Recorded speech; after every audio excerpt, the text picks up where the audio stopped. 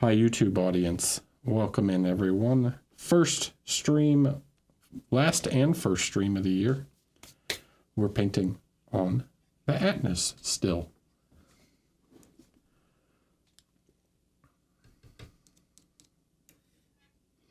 So today we're going to work on a bunch of the skin. So this was my palette from the other night, working on the red witches, and you can see this is some from where I was working on his cloak. 40 degrees, in Australia. Too cold, or too hot, thanks. So I will be working on the skin here, which I have some various skin tones around. For Atnas, I want him to be a little more rosy. I want him to be kind of creepy and too red. Hola, Diego. Feliz Año Nuevo. All the Spaniards are staying up late for New Year's.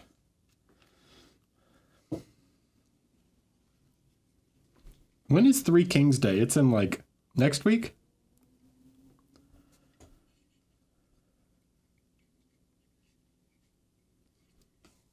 Is that next week? Yeah. We don't really celebrate that one here. I think Mexicans do, or people of Hispanics of Mexican heritage celebrate it, but I don't think it's maybe Catholics.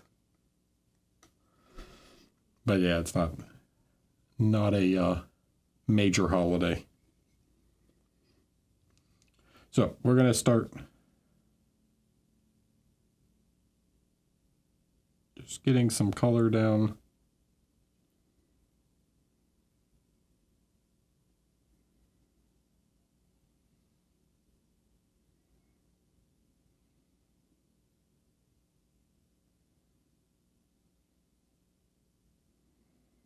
An old creepy boy here.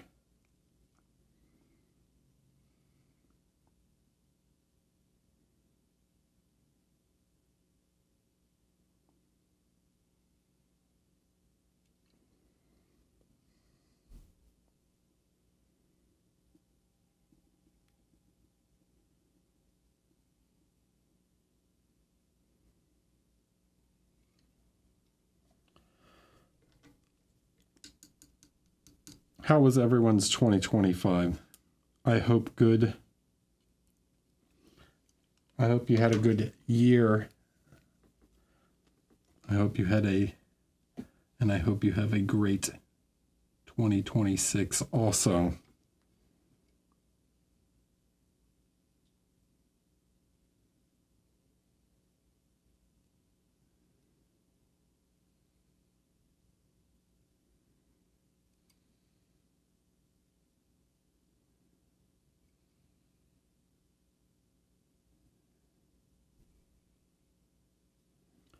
So you can see I'm going to go very reddish, and the horrors persisted, but so did there you go.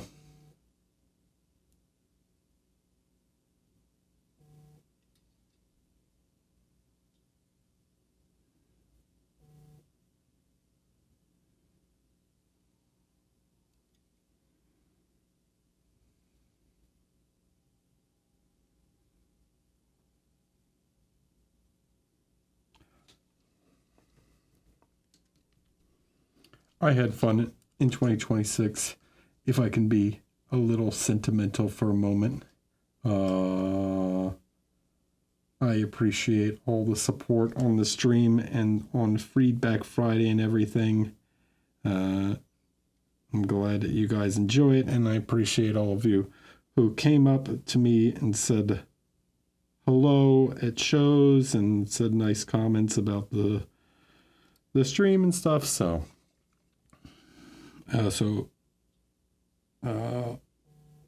enjoyed traveling everywhere and being welcomed in the various cities that I traveled to last year. So it was very nice, and I appreciate this community very much.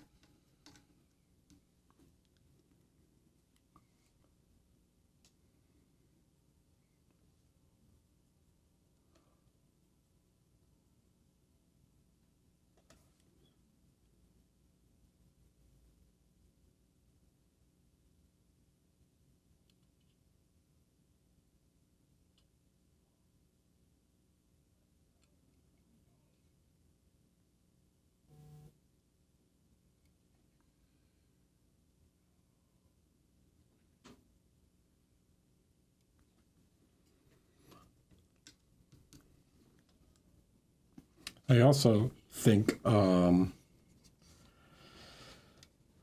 based on Feedback Friday and the things I see, I really am proud of all your guys' growth throughout the year.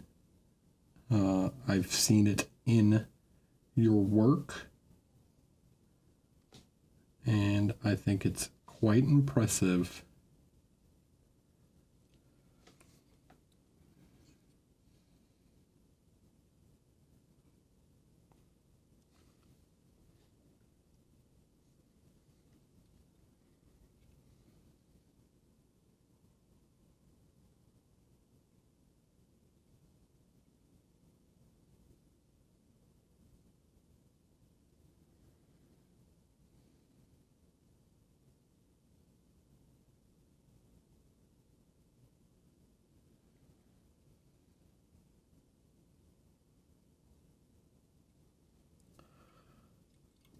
Happy New Year.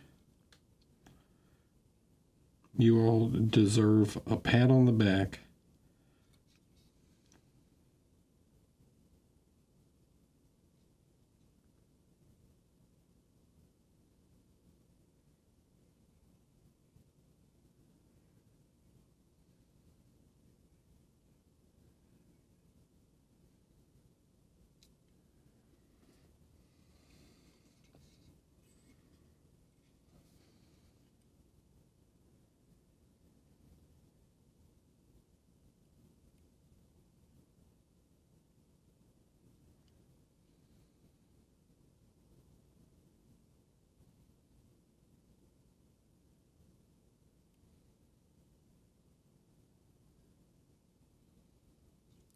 Okay, just adding some bit of midtones of the face. This is normally I say like, oh, we need to simplify and etc. But his face is super wrinkly, so it's going to be a little difficult to simplify too much. Doms, thanks for the tier 1. Appreciate you. I appreciate all the subs this year.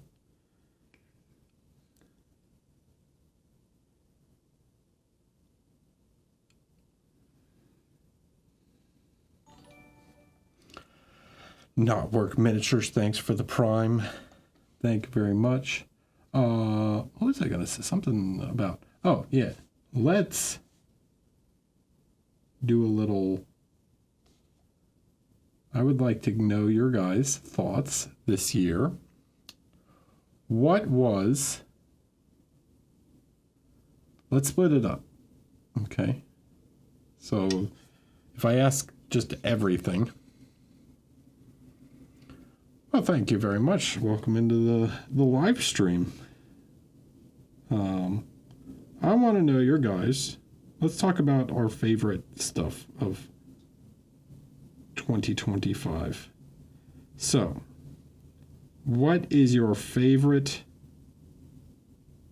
display miniature release? So this is big figures, not gaming figures. We'll do gaming figures too, but for now, what is your favorite display miniature release of 2025? And if so, have you painted it yet? And should you paint it in 2026 if you haven't?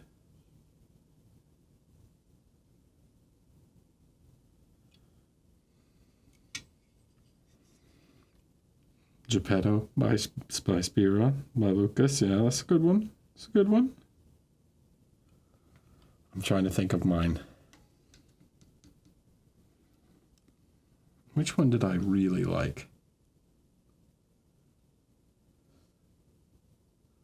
What's my favorite display release?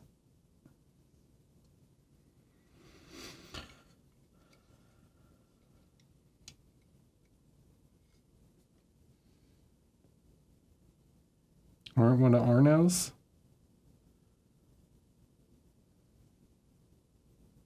Okay.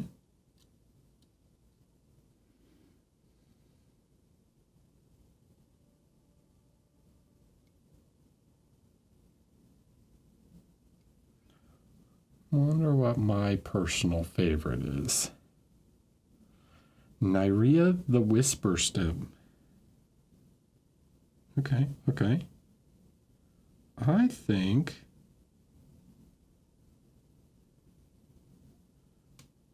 which one was really cool?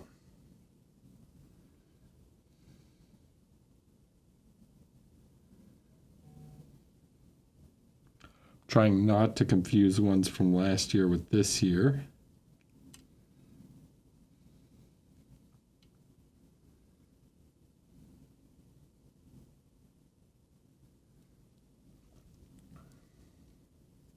I like the Green Knight from Chimera quite a bit. I thought that one was pretty cool.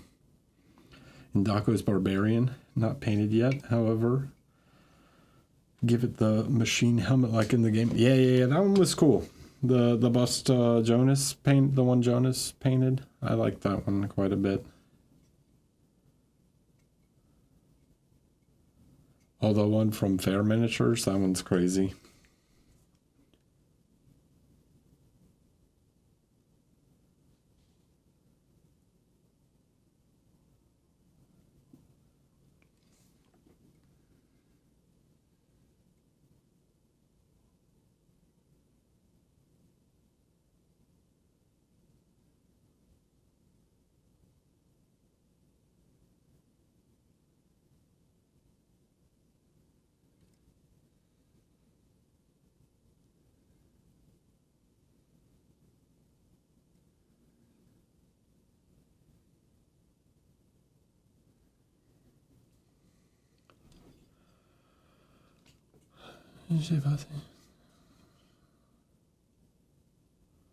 Dude, that's French. Come on.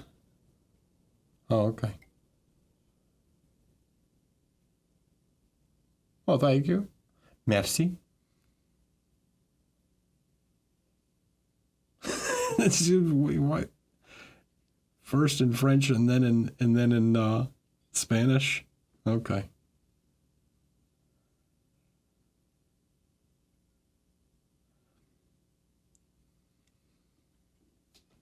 All right. What was your favorite gaming miniature release of 2026? I feel like I have to say the Death Watch, but it might actually be, I think the Ravener Kill Team might be my favorite release of 2026.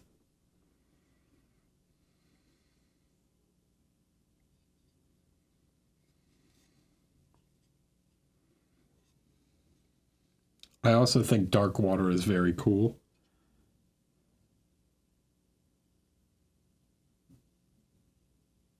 The Nurgle guys in Dark Water.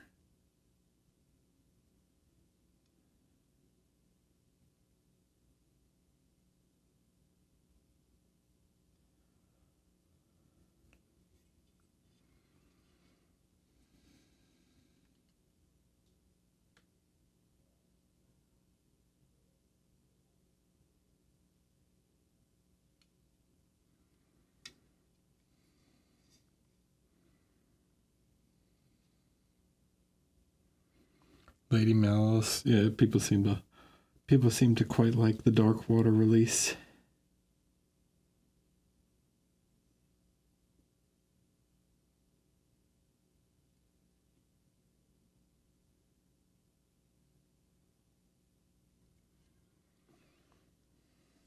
Scotty. Which one was Scotty? I think Indako, I think Hera as usual. I think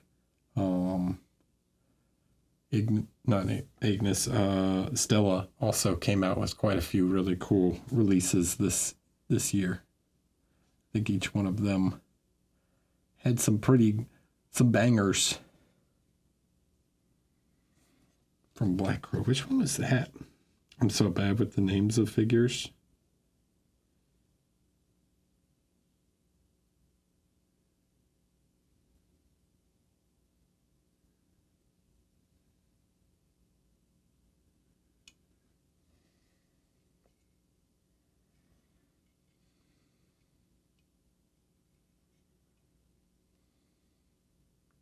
I just got Puppet Wars, Jaws' Apocalypse Ghost Display Minis. Any advice on it? I don't even know the miniatures. I mean, I know of Jezza, like the YouTuber, right? The YouTube guy.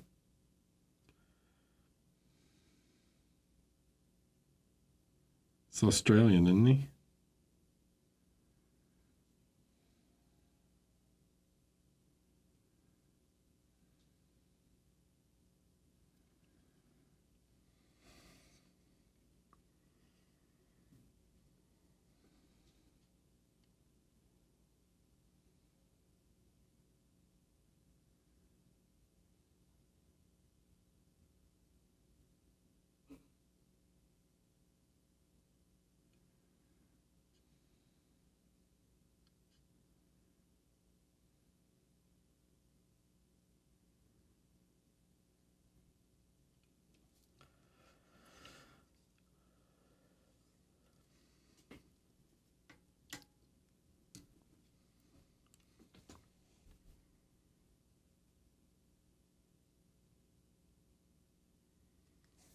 All right, let's have another poll.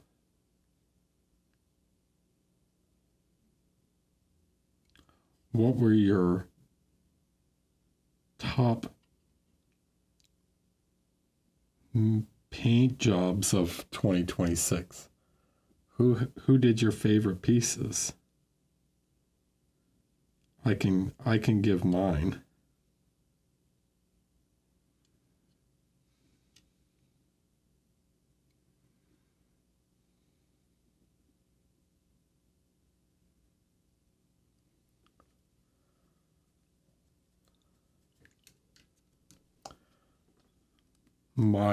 My personal favorites would be big fan of I was a big fan of Maxime's Troll from Akalari. Troll ogre, I guess he's an ogre. Andy Warhol's dioramas, yeah, so those are good ones. My Marie diorama, thank you. Oh, thanks.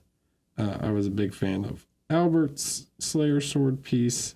Big fan of Mark's and Layla's mother. I forget the name of the figure, or the name of the painting, but the one based on the Roberto Fieri one I thought was very good.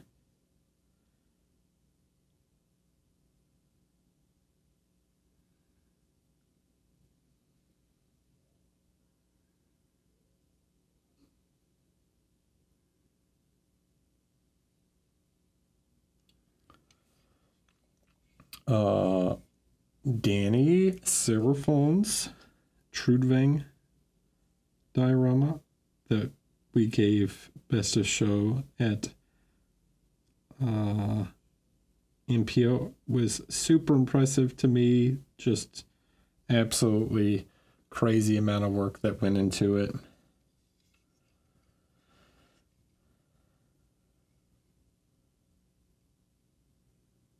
My Gladiator, thanks. The one for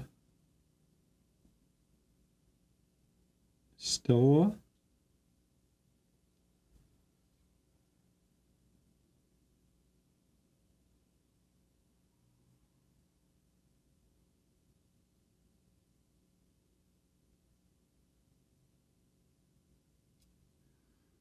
There was quite a lot of pieces this year that I was really impressed by.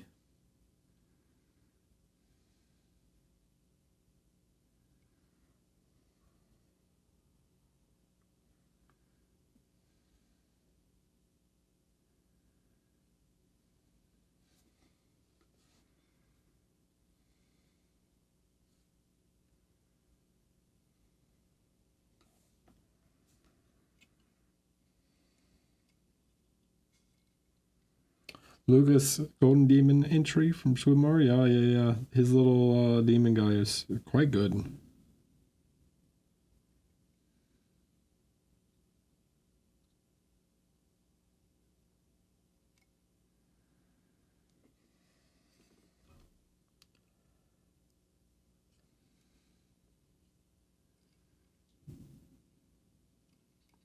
An impressive year for miniature painting all around. You guys are getting too good, man.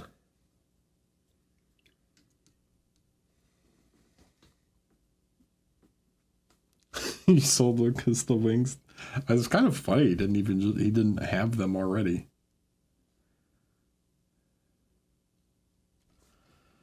Just ordered the Goblin Cultist from Cult of Paint. Looking forward. Yeah, we're gonna pick a date, but if you got, I don't have the link, but if someone wants to post the link, I'll post the link in the description on this video also. It is up for pre-order, so if you guys want to order the Goblin for a paint along, the Cult of Paint Goblin for a paint along with Mr. Andy Wardle, we're gonna do a co-stream where we paint it together, like I did with Borja on the bust from Epic Tales. We're going to do that. So if you want to get your hands on one, I don't think there's any limit on sales. So he is up and available. So get your gobbo.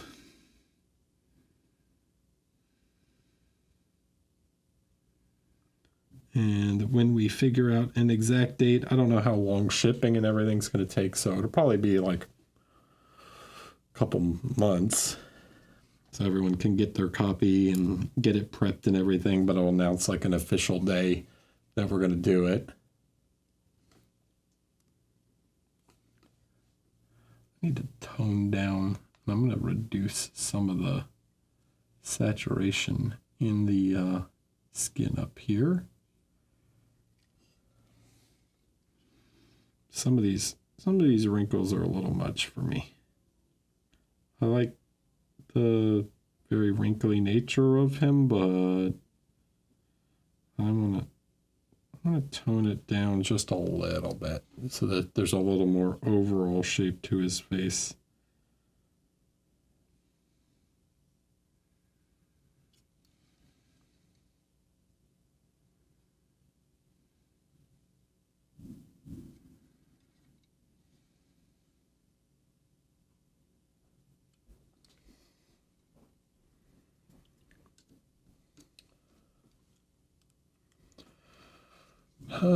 Steve had a good question in the Discord. Don't know if he asked it here already, but he basically asked, why is dark skin highlighted with a pale blue and Caucasian skin is highlighted with an ivory, at least most of the time? So that's not exactly true. The thing is, when you have dark skin tones, like African skin tones, for example, they tend to show, because the skin is typically much darker, they tend to show the highlights more, like the specular highlights. So you're seeing the blue reflection of the sky is more clear in African skin tones than it is in Caucasian skin tones. The blue is less noticeable in Caucasian skin tones, but it is still there. It's just that like the blue, that pale blue adding on top of a very pale color is not as noticeable. But if you see pictures of African skin tones in sunlight, you don't see those, right? So it depends on what lighting conditions they're under. But yeah, under direct sunlight, you don't see the blue as much.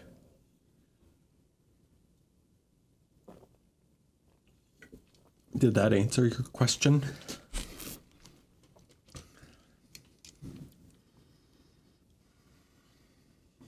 It's just less noticeable on Caucasian skin.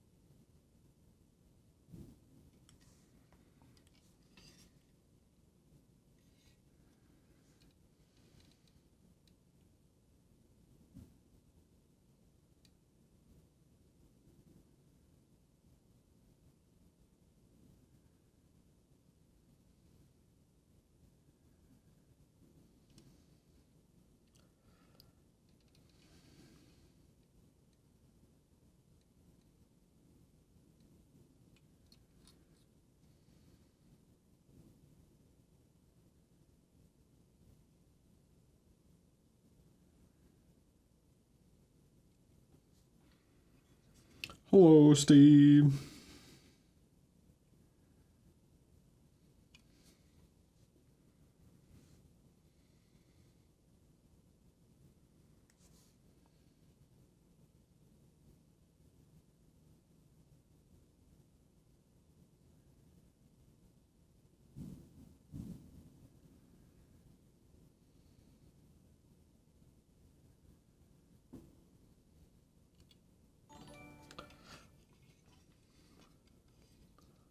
Hi, Ronan. And DP Torak, hello, welcome. Thanks for the follow. All right, follow-up question for 2026. Yeah? We've talked about favorite miniatures. What are your guys' plans, huh?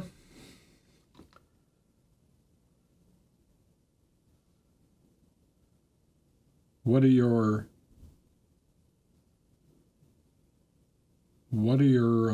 painting plans or goals, huh? What figure are you looking forward to working on? What's on your desk, right? What's the first thing you're gonna knock out in the new year?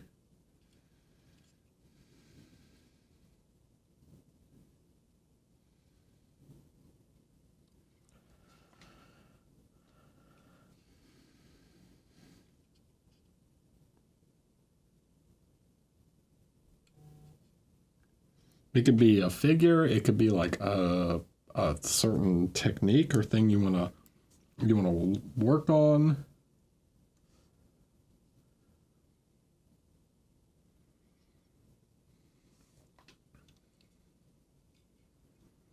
Nice, nice.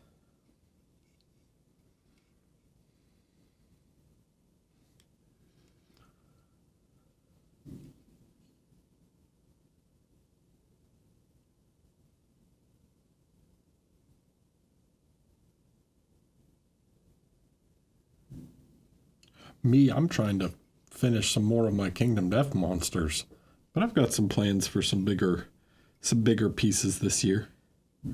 I'm not going to tell you guys what they are, but just know that there's I got some larger figures in the works.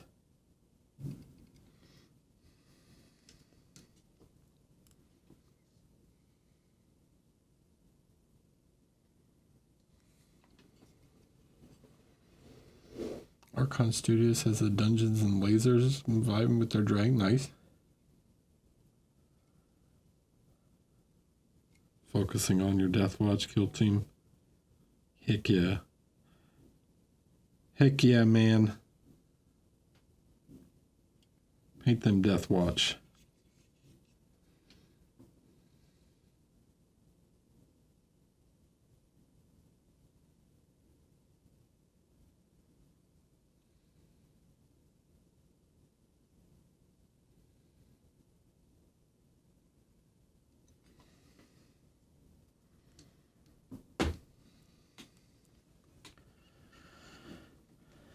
Don't tell me what you're working on for Golden Demon. You could just say Golden Demon. Don't tell me what it is. I'm not reading the rest of that statement.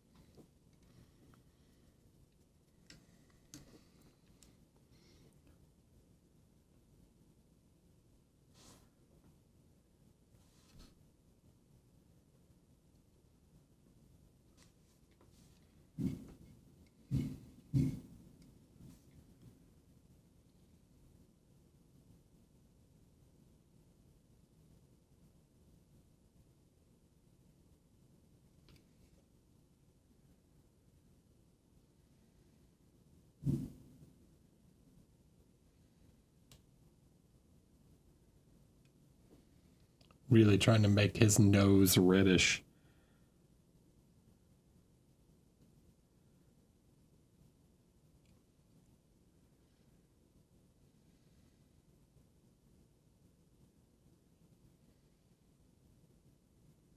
He's jolly, guys. Look how jolly he is.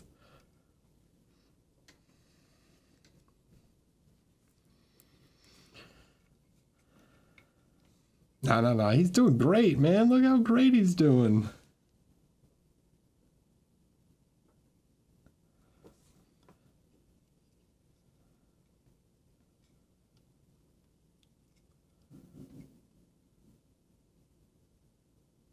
Yeah, he's just drunk.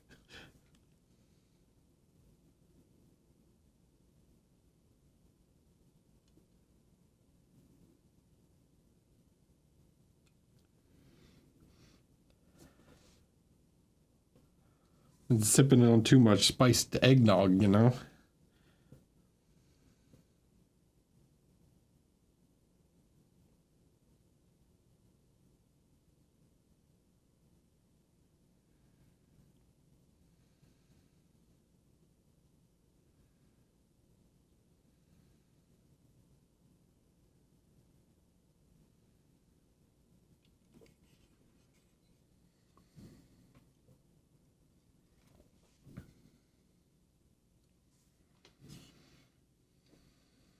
Haven't painted much this year. Coming back strong, focusing on faces and NMM. I'll tell you, I did the class figure for this year with Joaquin. And here's a spoiler for you guys. I want to do another one. So it will be the one after, you know. I want to do a new one that is more focused on non-metallic, but I haven't decided exactly what yet. Brutal Burrito, thanks for the tier 1, 8 months. Happy New Year's to you too. Can you guys hear the people setting off fireworks outside?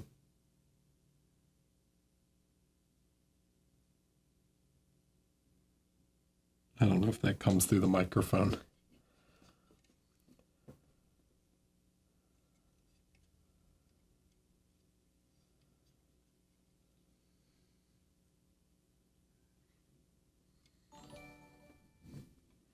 Ethan, thank you for the tier 1, buddy.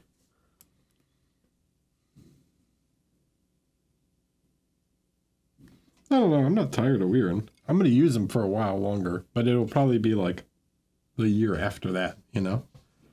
So it's like, what am I going to do next year, you know? Like, I'm thinking of 2027, right?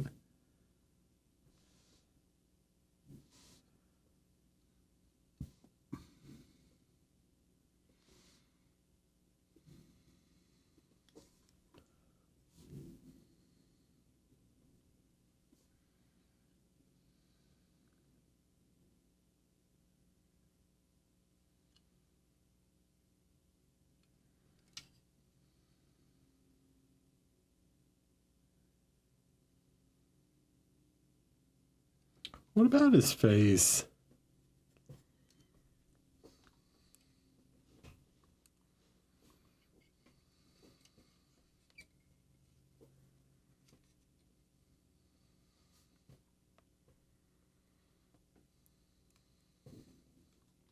Happy New Year, Gary. He's a totally normal looking guy.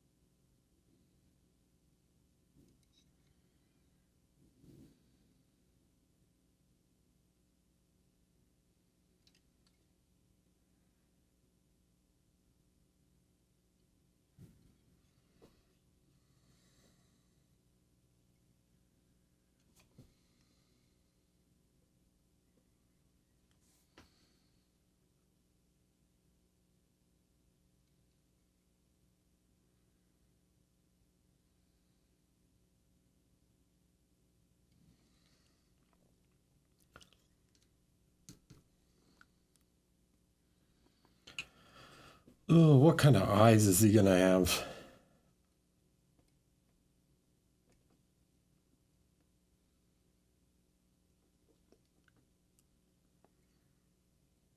People that drink way too much, what color do their eyes turn?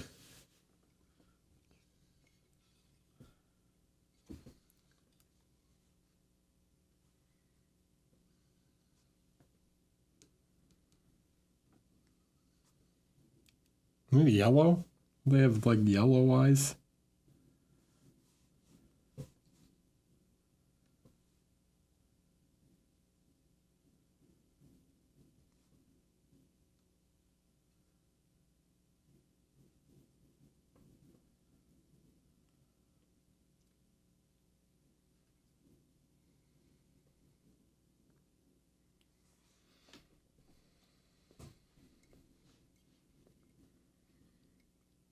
Yeah, I think he needs some yellowish eyes. I think he needs creepy yellow eyes.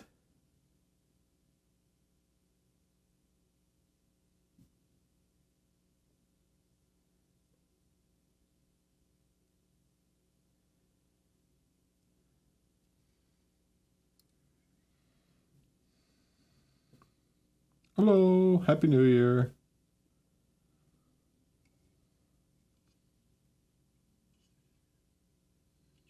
Yeah, you can actually see a little bit of his teeth on the other side, underside. You'll never see it when it's on the table, but okay, I'll paint it.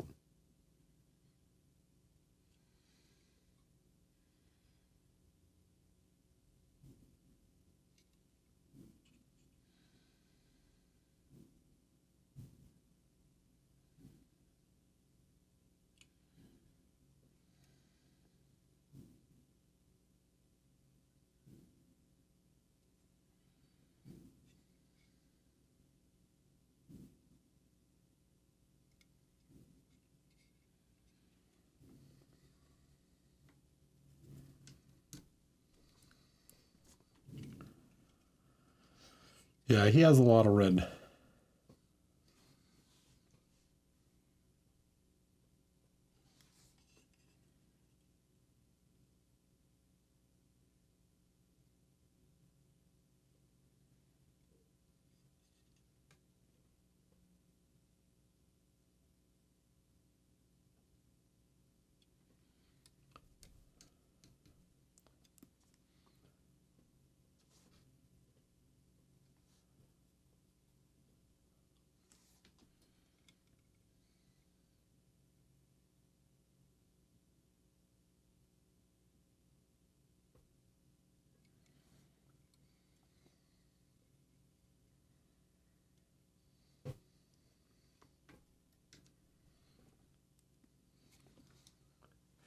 I don't remember what color gray I used for his beard. I think it was like a more neutral one. I'm going to just take some neutral gray and see how that looks.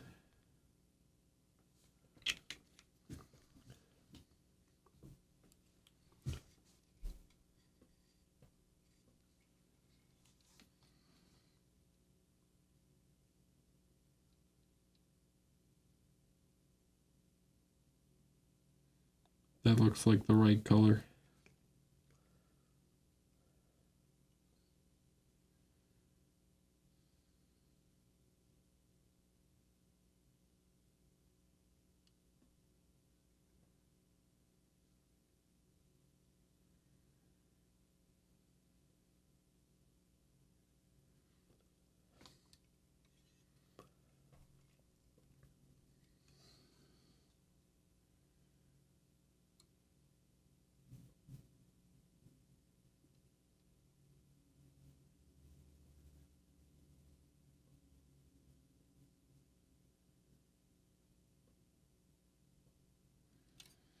Give him his big bushy eyebrows.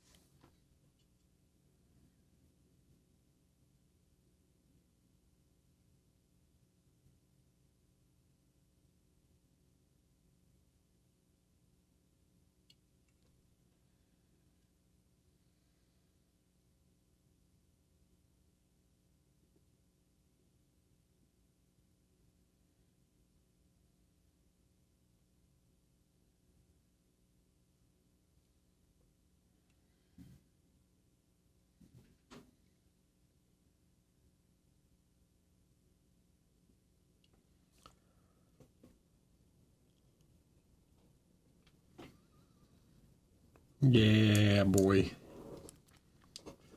What a weirdo.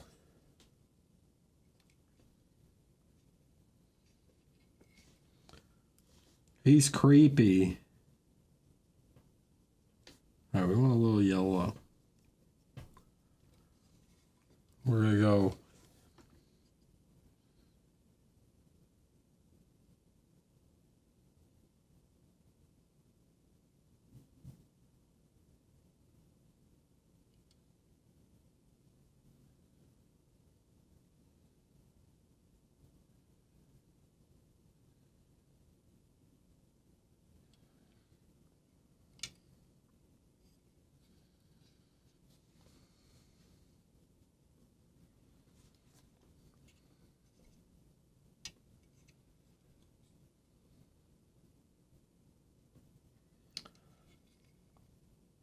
No, there's something weird about yellow eyes, man.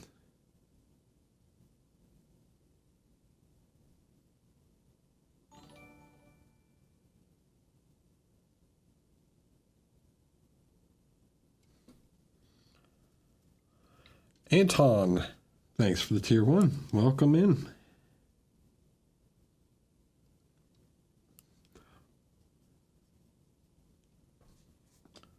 Welcome, welcome.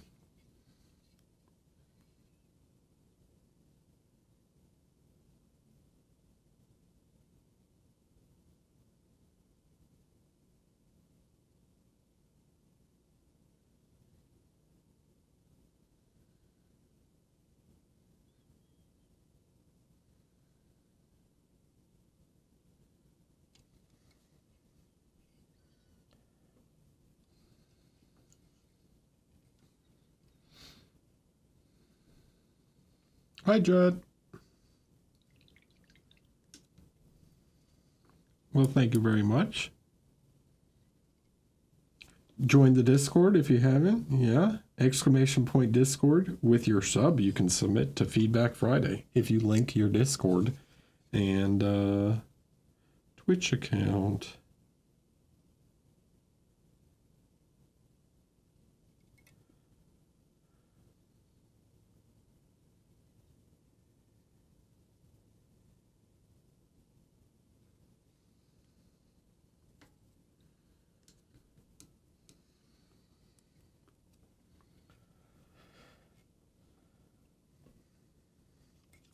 All right, let's give him some gross teeth here.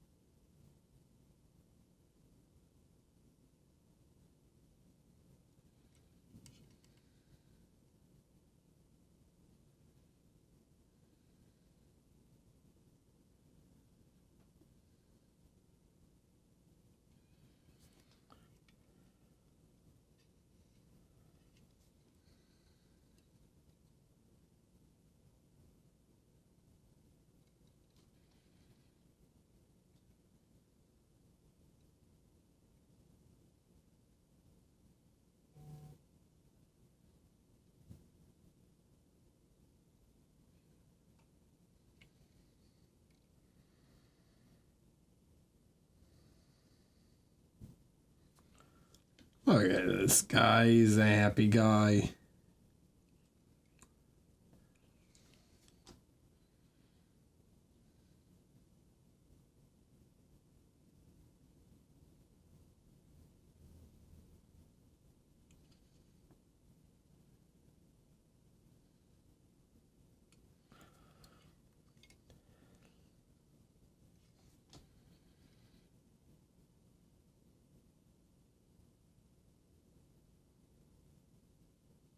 He just wants to eat babies. There's nothing weird about that.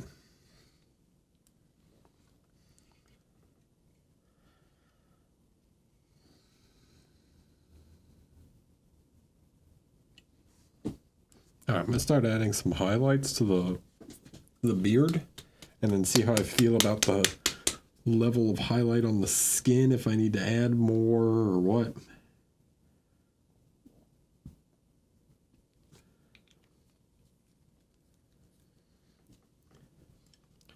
Because I feel okay about the skin right now, but because it's all surrounded by this gray, it's like very neutral, and I'm not sure if I need to push more.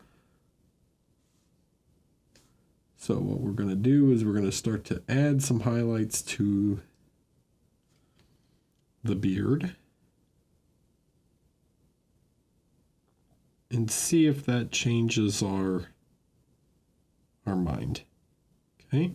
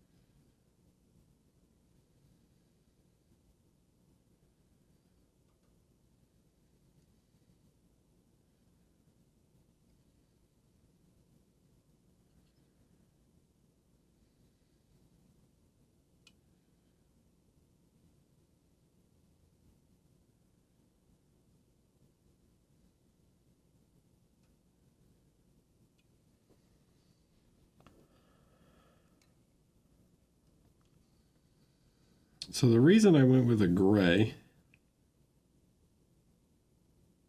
like a very neutral undertone, is I want the hair to be different than the skin, or not the skin, the like fur. All right.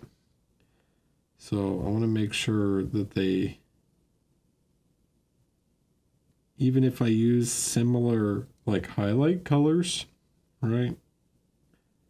The ice blue, or like this glacier blue and white to add highlights, the undertone of the gray should help to make it feel like a different, like they're clearly different. Happy New Year.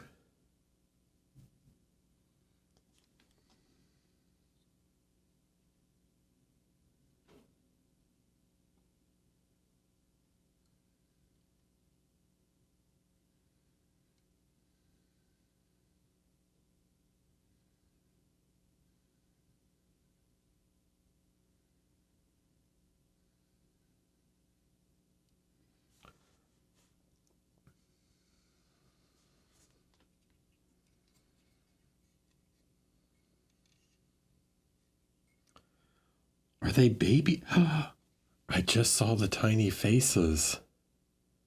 That's what those are? They're baby spirits?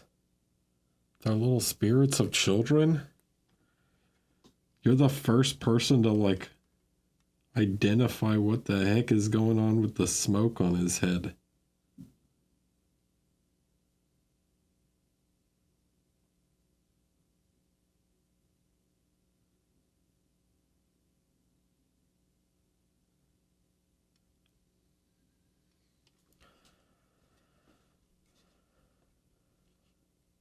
They have teeth too. If you look back here, there's like teeth along the smoke also. Because of course there is.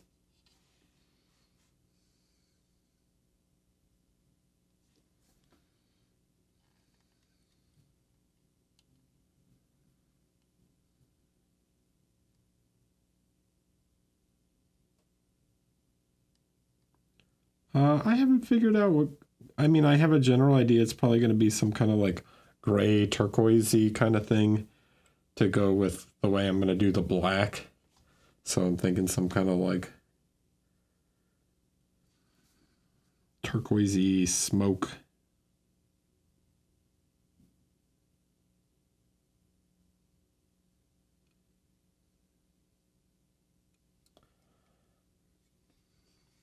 Some almost like storm clouds. I was thinking, you know, if he's bringing a snowstorm with him.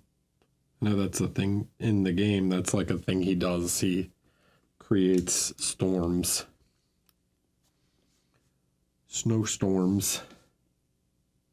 So that could be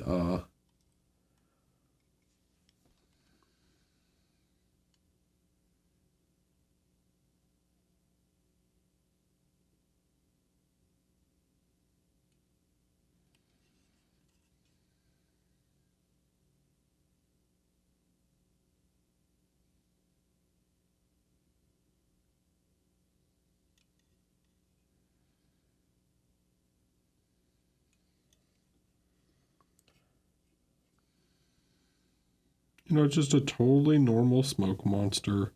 Your everyday 90s movie superhero villain of a nebulous cloud monster.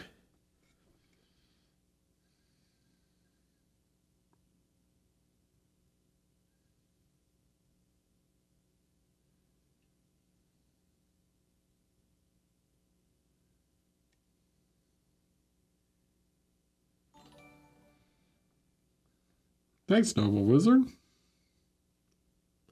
Appreciate the sub.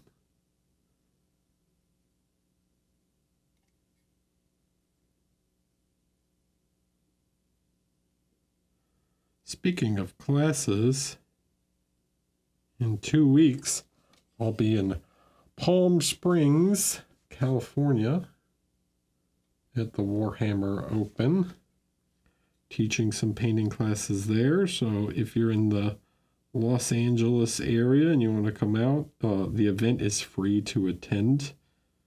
You just have to pay for the painting classes and like if you want to sign up to play in tournaments or whatever.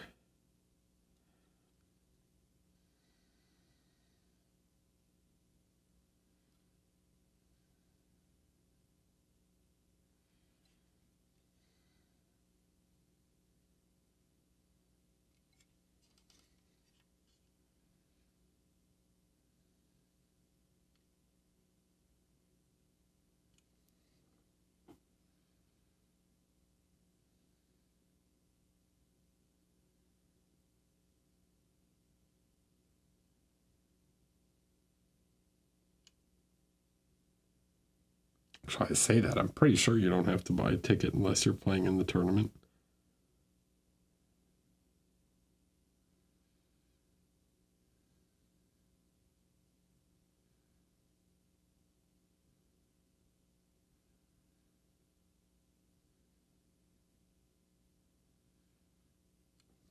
Okay. So there's our first layer of lighter hair color.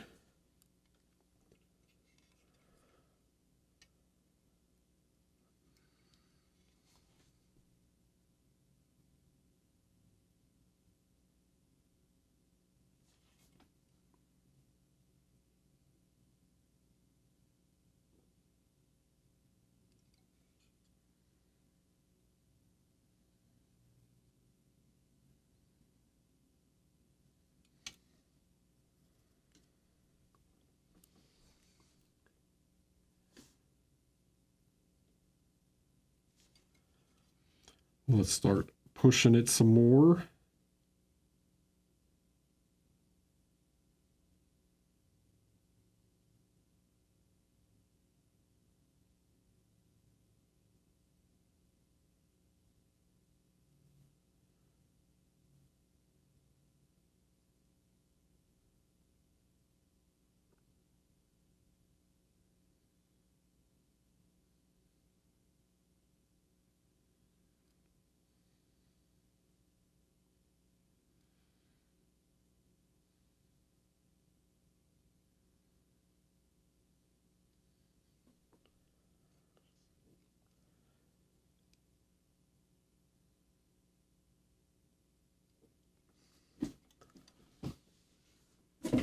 My foot's falling asleep.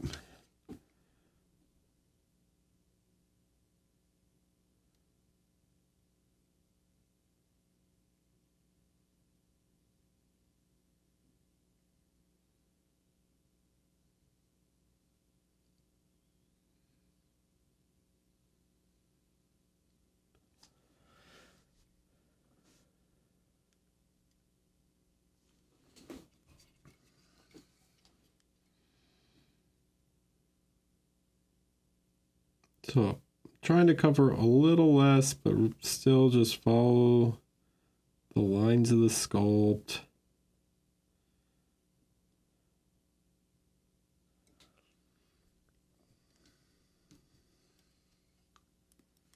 So yeah, you should see that, like, even though they're both very gray, there's like a clear difference between the beard and the fur.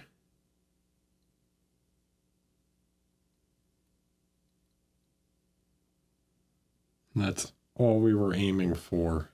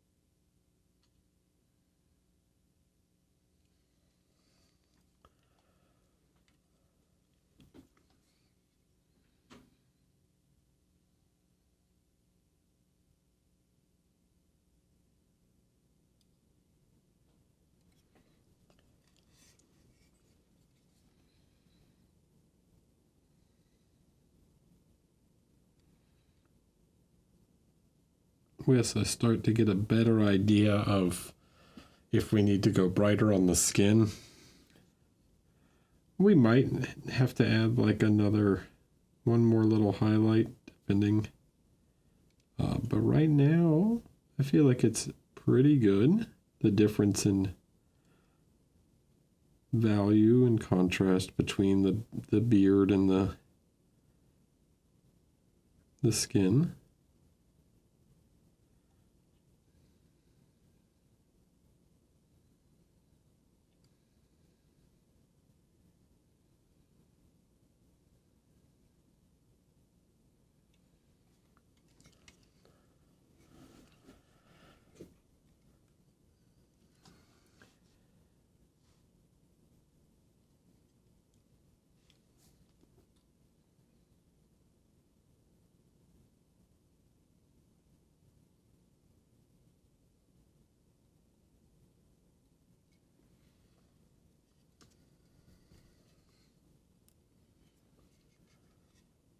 But yeah, I'm thinking it might need one more little highlight in a couple spots.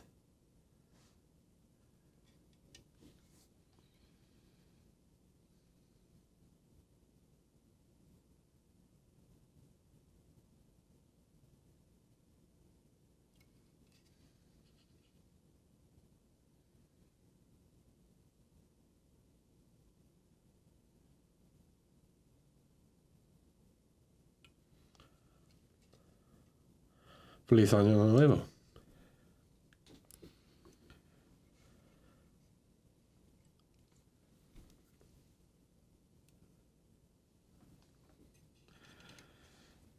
Espero que estés bien.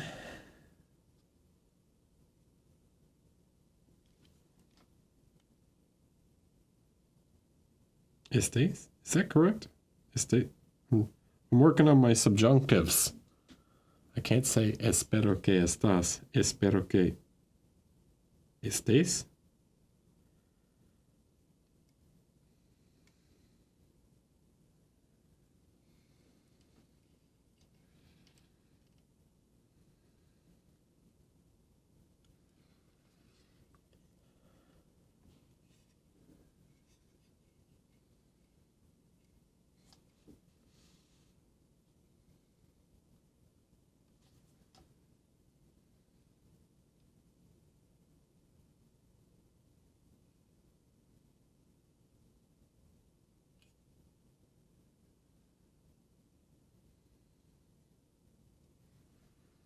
I just gotta have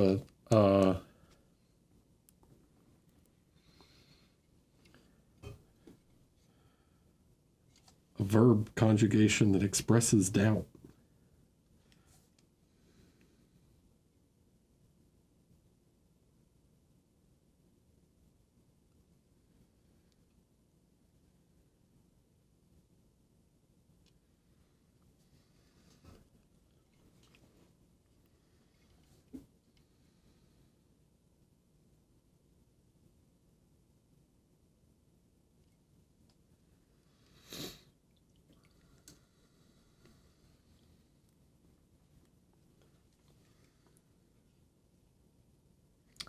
Yeah, he needs one more little highlight. Yeah. Couple little spots, you know? Just a few.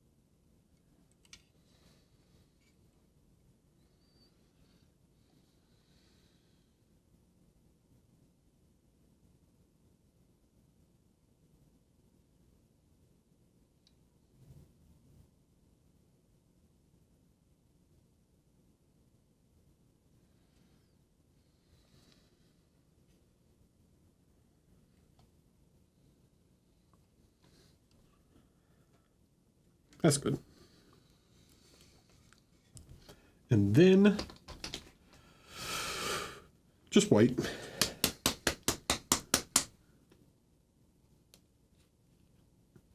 We're going to use some pure white in this case, something I don't use very often, but we are going to the max. In this case, we are going maximum brightness.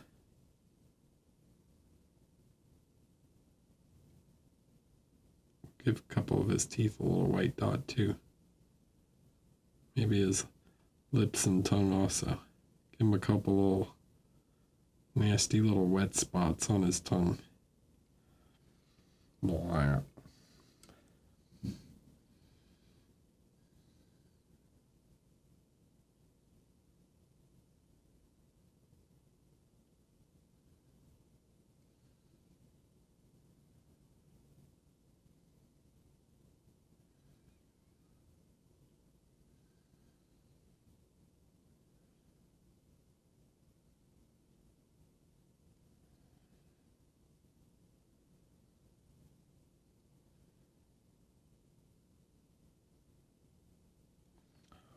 We're going to push it to the limit.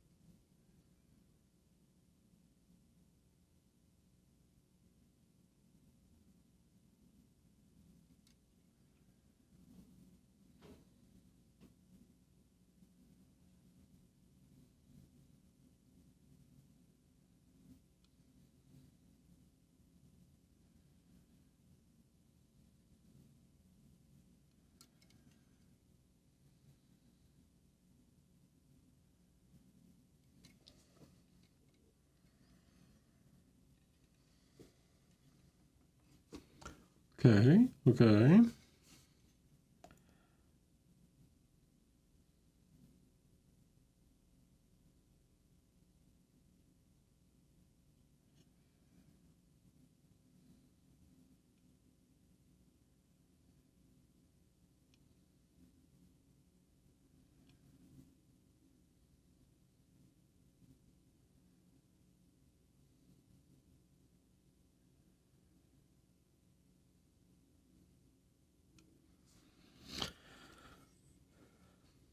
Have a good night, Jared.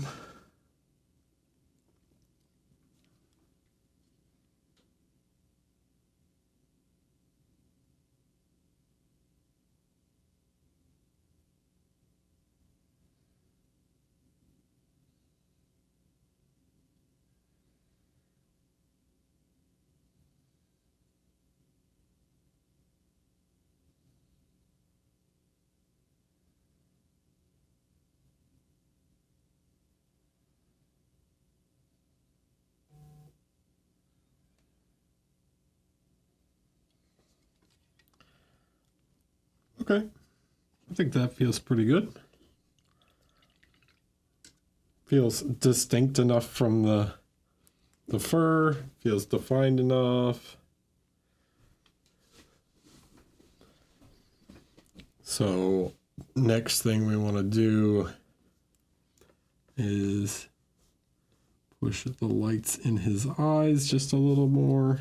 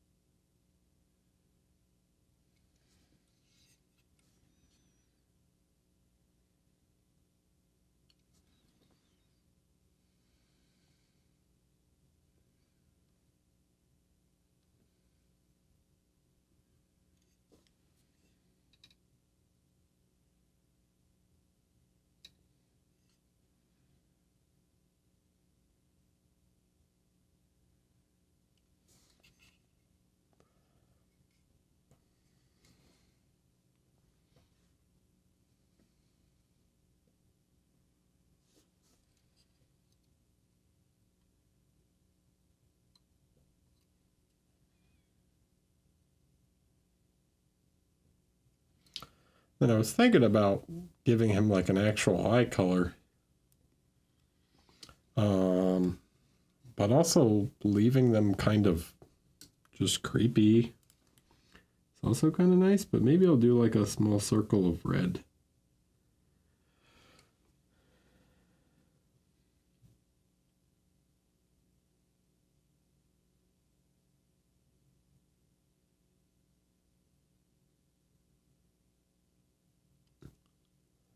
Here, I'll try and zoom in so you guys can see this part.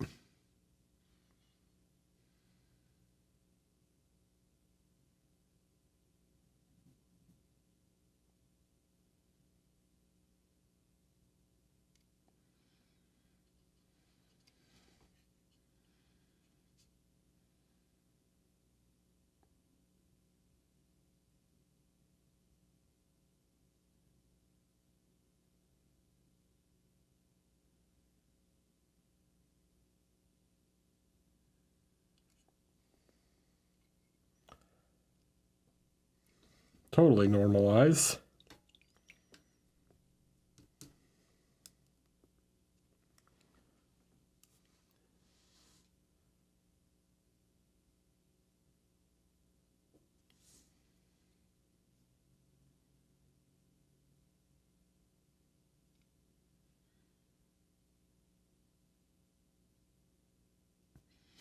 Just realized I gave him Oni eyes. Like all the Oni masks have gold eyes with red. So whatever works.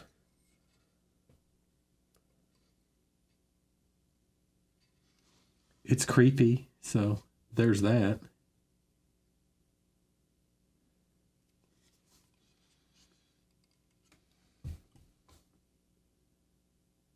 But even Santa needs a glint in his eye, you know?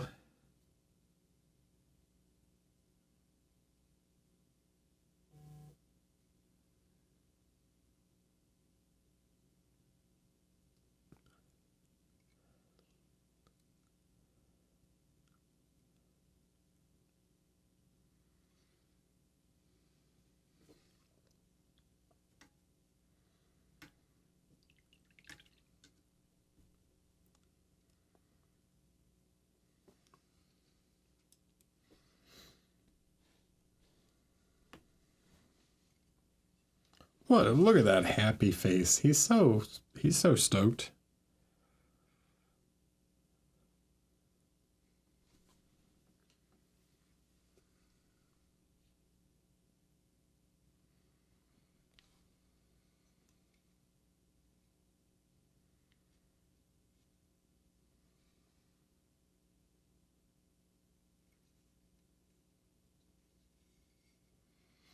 Yeah, they're a bit Darth Maul too. Yeah, they're Sith.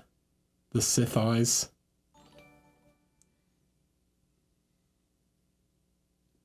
All right. What's that? 161074. Hello. Oh, no, Noble Wizard. I think, did I miss you with the tier 1? My bad. If I did, I don't know. Maybe, maybe not.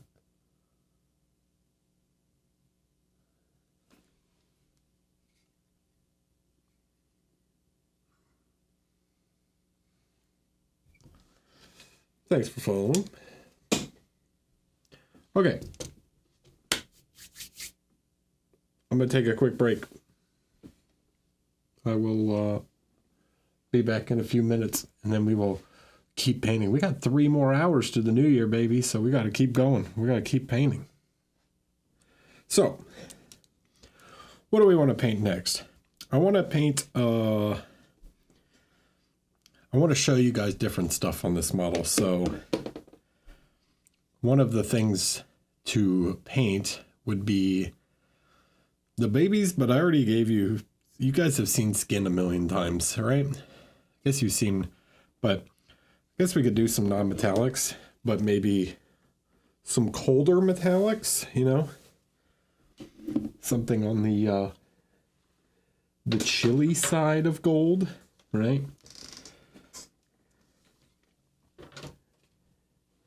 So if we want to make a cold gold, how do we go about doing that? How do we make a cold gold?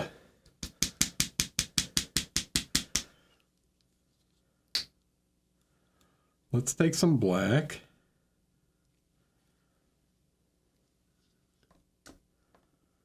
Let's take some ochre.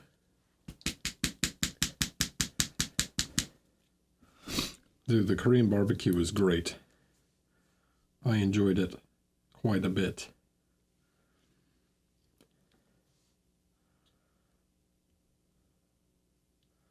We had some nice steaks. Nice. Then we can use some of the blue also that we've already mixed. We can make a nice cold gold.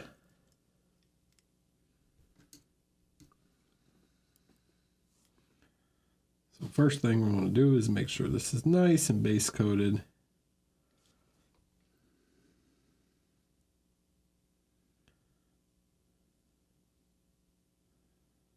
Just make sure that all that's nice and black. That way we don't have any weird spots.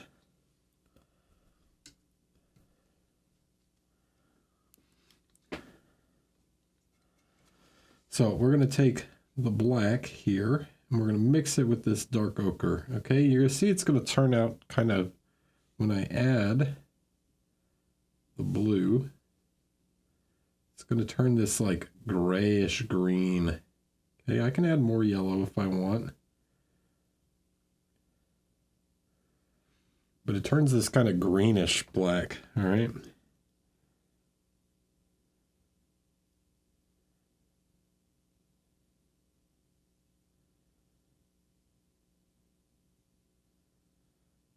So we're still using yellow, but instead of mixing with like warm orange browns, we use the black to desaturate, and the black plus yellow gives us this kind of greenish color. Okay, because most of the figure so far is in these very cool tones, even though the reds are warm, right? If we compare these reds, these sorts of tones that we've got on him right now, we compare them to these ones, the difference in red is very noticeable, right? Like here we have very warm reds. These we have very cold reds.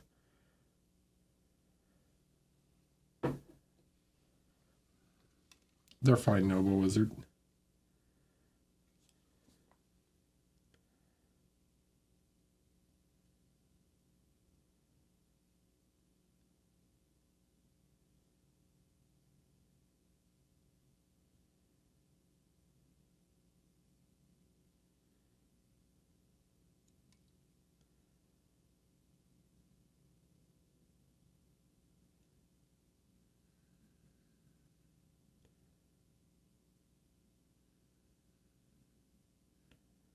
All right, so we're just going to start by getting a bunch of this base coated in this more cold green red, right?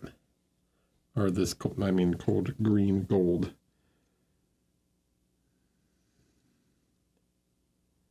Because in general, it's okay if we go in some of the deep recesses here, because I'm interested in the contrast across the whole surface of this element instead of just one part. Yes, there are all these little details, but I can add them later. So just getting kind of the shapes, the general shape in first. Pete, thanks for the prime. Thank you, thank you.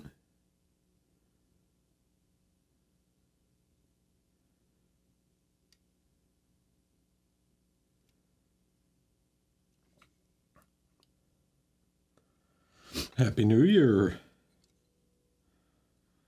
Hello in the future.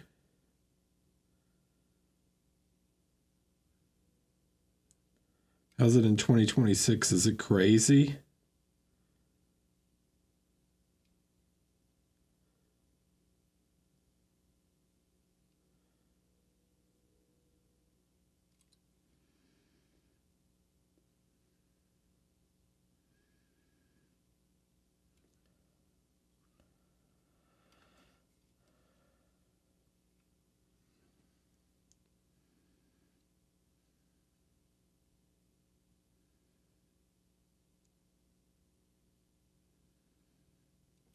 All right. So see, something like that. We got this like nice dark green. Now, as I add more ochre and more of this blue, we're going to start to add more blue, which is going to desaturate and turn kind of greenish. Oh, so Pete, thanks for the 10 gifted subs, man.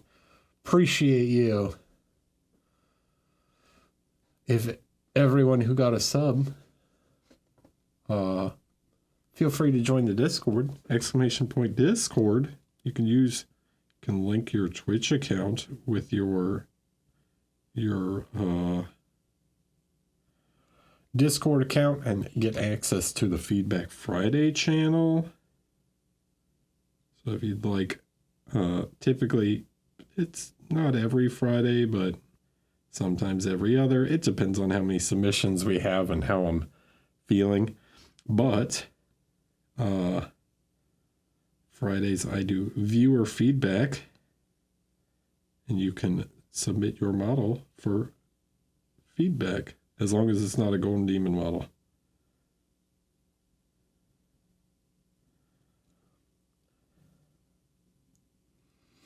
Dude, the NVV is NVV. It's velvet. It's velvety as hell, dude.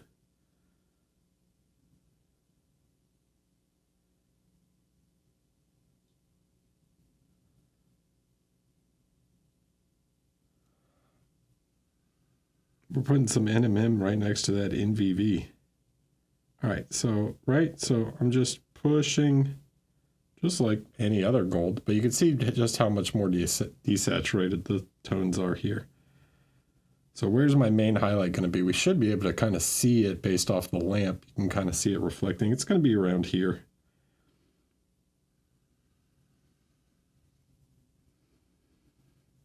And then as we move down, we want to focus these more on just sort of the tops of these elements.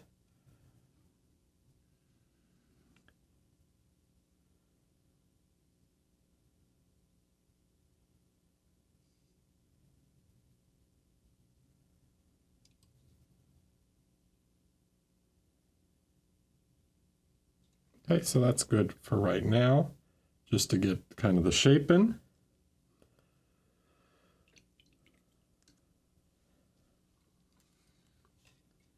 Then we push more. Now we're going to take some of the blue and some of the yellow. We're going to start to add that. Right, we're getting this like cold, desaturated sort of tone.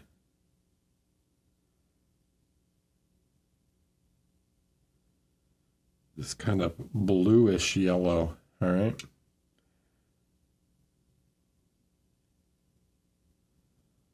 This just greenish gray yellow.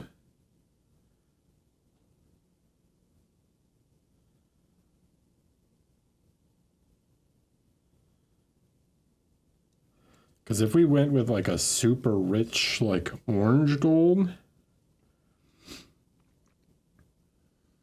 it would be like way too warm for the general ambience that we're going for, right? So we want something a little more subdued than that. Work this into the colder side.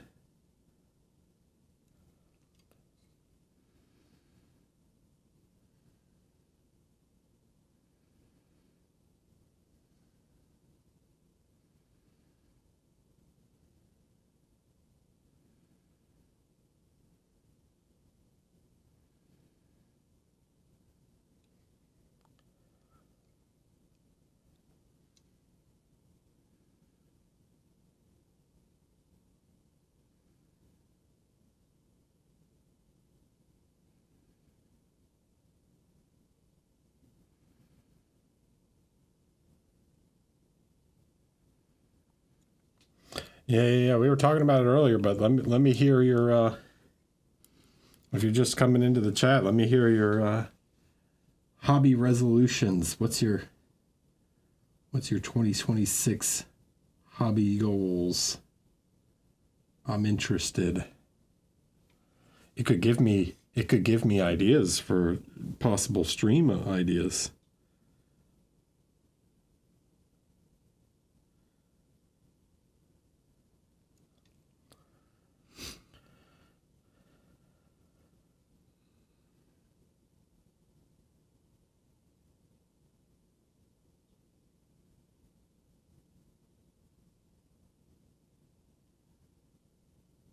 Okay, so we're pushing that light here.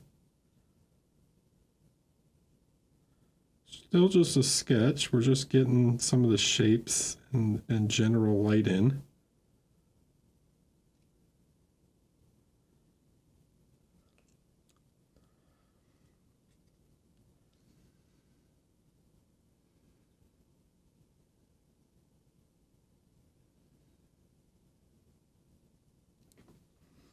You could start to see it's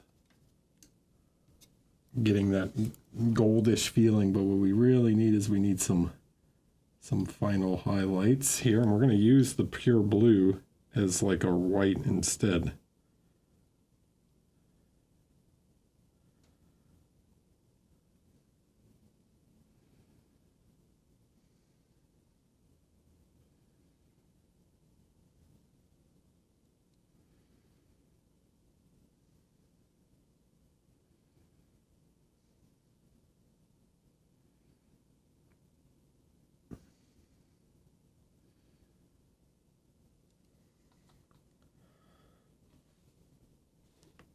So there you go. It gives you a rough idea of doing this like brassy gold.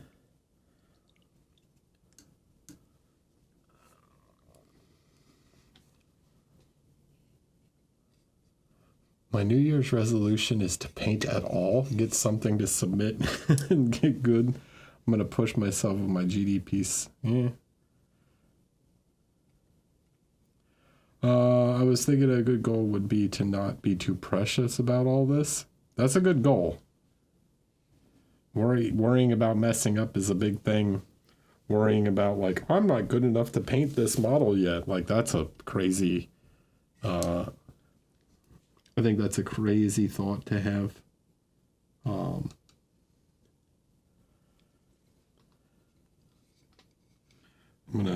take some of this ochre and just glaze it in.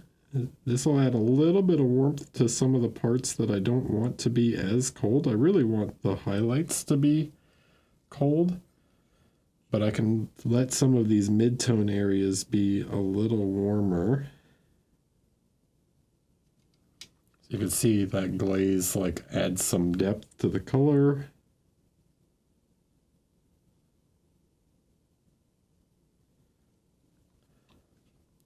We get a little mix of warm and cold.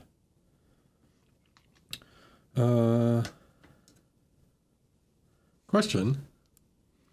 At this point in your painting career, do you ever look at your models you paint and think, what am I even doing? This sucks. And if not, when does the doubt wear off? No, I mean, I don't typically look at my models and go like, oh, there might be parts that I'm like, yeah, this is bad. This is not what I want. But no, not typically do I go like, the whole thing is bad. There might be sections that I'm not super happy with, but yeah. I wouldn't say I go like, oh no, the whole thing is a failure.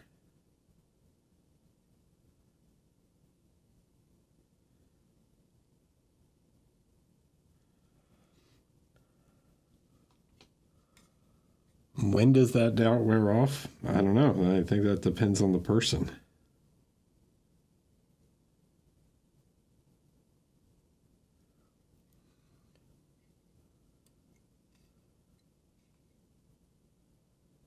That's true. I did make a channel in the Discord for people to give Golden Demon feedback to each other that is hidden from me. Like, well, it's muted for me. I don't see the channel. So I cannot see your discussion on Golden Demon, so feel free to share with each other in there. Where it is hidden from judge's eyes.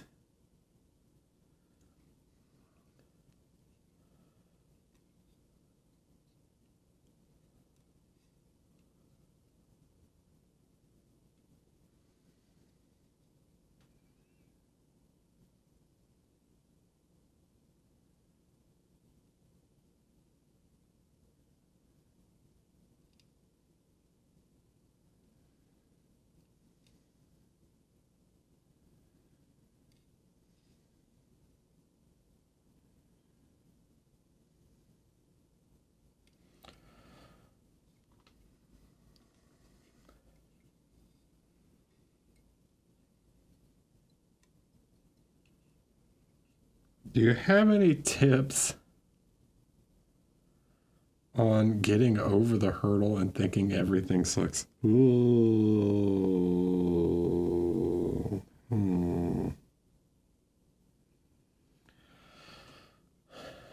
I think this comes down to accepting your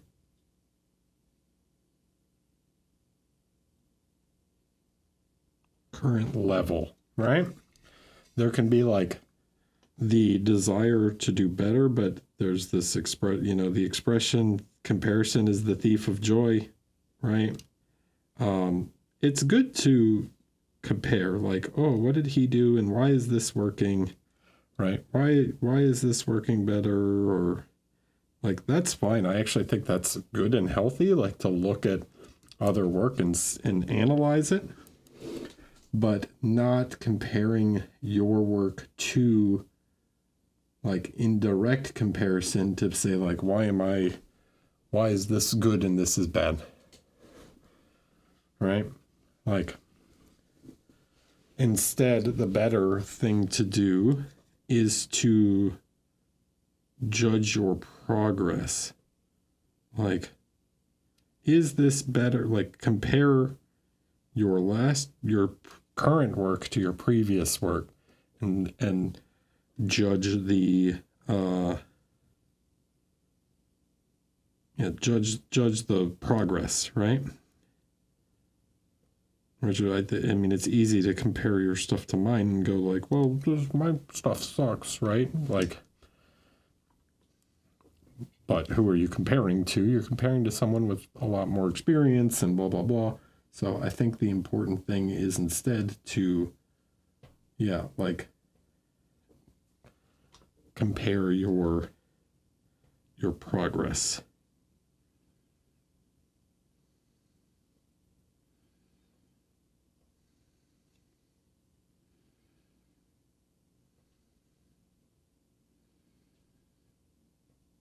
And then when you compare the progress like that, you'll have a better understanding of what path you need to go to work on the things that you need to push on. You know, you can look at it objectively. You should be able to see what you need to do to push yourself.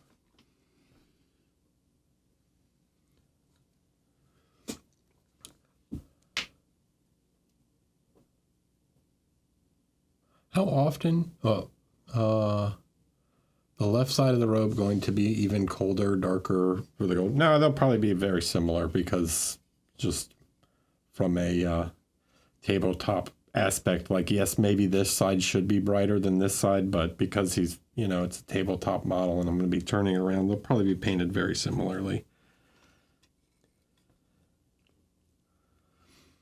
How often can you tell from just looking at a piece who it was that painted it? Very often. But most of the time, the people that I can tell, I know who the painter is, right? I mean, I have to know who the painter is to be able to go like, yeah, I know who painted that. But I would say quite often. Unless it's painted by like someone's student, which I actually have a bit of a problem with. I'm not going to say who or like specifically who, but there are certain teachers I think that really teach to like paint exactly like them. I try not to do this, but I can understand that it can be a little difficult. There are times where I look at a model and I go like, oh, this was painted by this person. And it's like, actually, no, it was painted by their student or whatever. And you're like, oh, it looks exactly like their work. Like, are you teaching people to paint or are you teaching them to be a clone? My goal is to teach you, at least I try, to teach you the fundamentals or like the theory, and then you can apply that to your own work and style.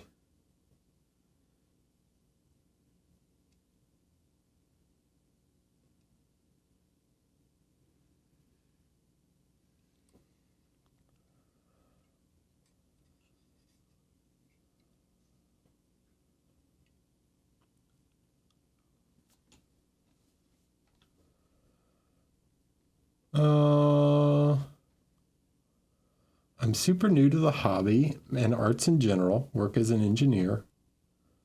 Had hard time with painting space marines and understanding brush control, colors, etc. I recently moved to 1/6 and 1/4 scales where I learned brush control much better and mixing colors. So my New Year's resolution will be painting smaller scale with KDM miniatures. Heck yeah. And well, this guy's a KDM and I definitely wouldn't call him a smaller scale.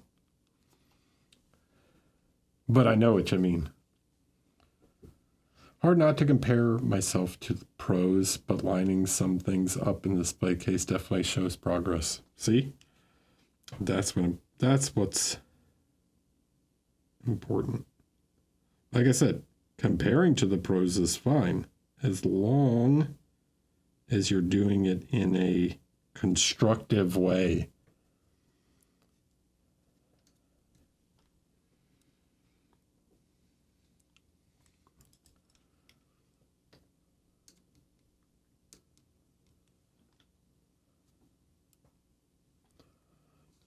That gets me wondering, how much do you distinguish between theory versus technique, or where those intersect? Well, theory, I think there's basic, like, fundamental theory when it comes to paint, like understanding how light works, doing this, doing that. Technique is really more down to like paint application, brush strokes, like how you use texture. You know, I paint fur and hair different to other people. I paint metallic different to other people. If you paint metal exactly like me, then yeah, your figures are going to look more like mine. Like Pisarsky, for example, also has a very strong understanding of non-metallics, but I don't think our metallics look the same, right?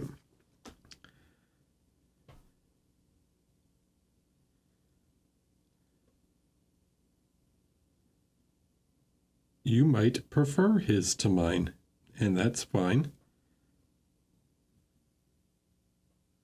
I prefer his to mine sometimes too.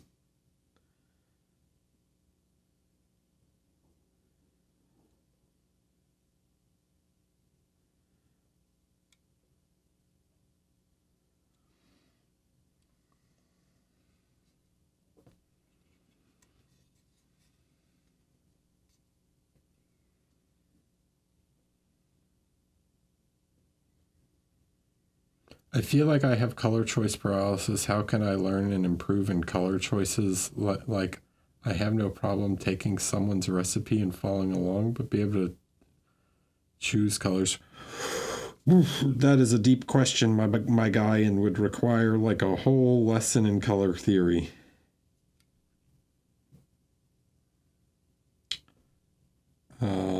Learn about color theory.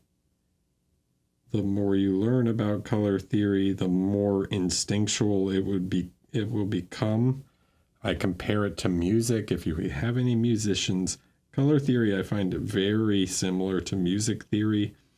The more you become comfortable with color theory, the more you can learn to improvise.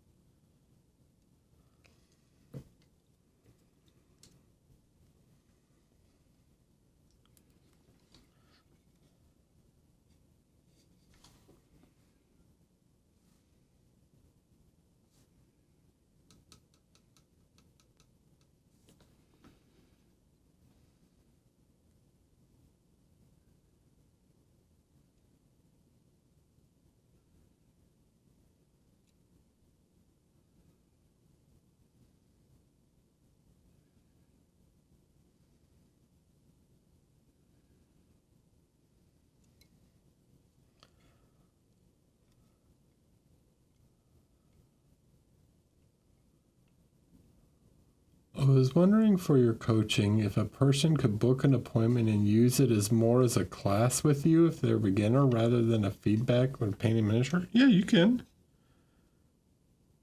I would like to know before you book a slot, like beforehand, kind of what you are specifically interested in.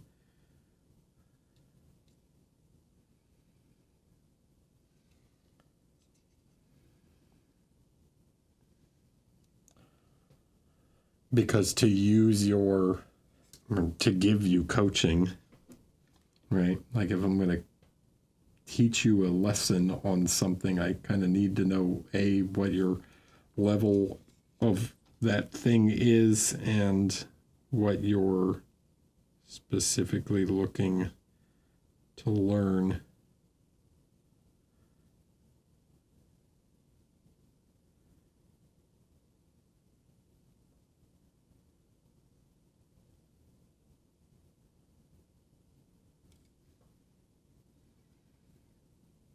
I've done some color theory lessons and stuff for private coaching students in the past because that's what they specifically were looking to learn.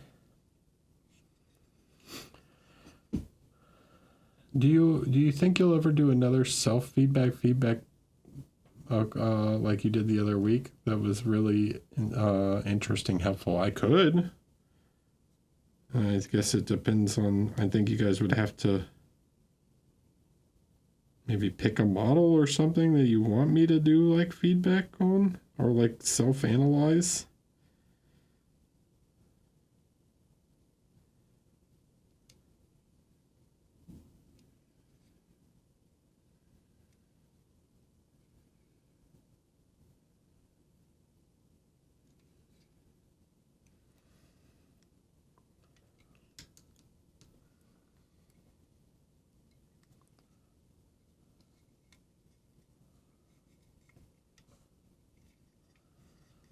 I think one of the toughest things for a newer painter is not knowing what to ask. Well, this is what I mean. Like, I can look at your current work and get an idea of your level and what, at least an idea of like, oh, you might be interested in learning this or that, or let's focus on this thing.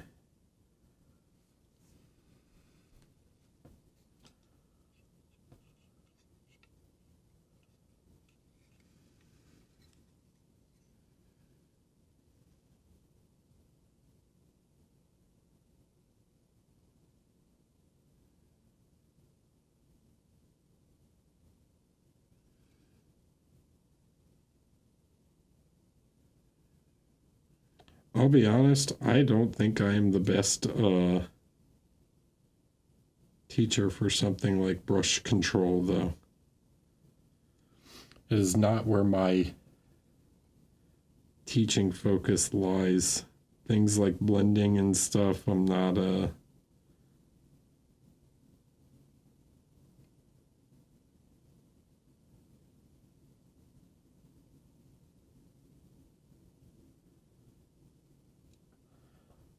I'm not the most focused teacher on that stuff.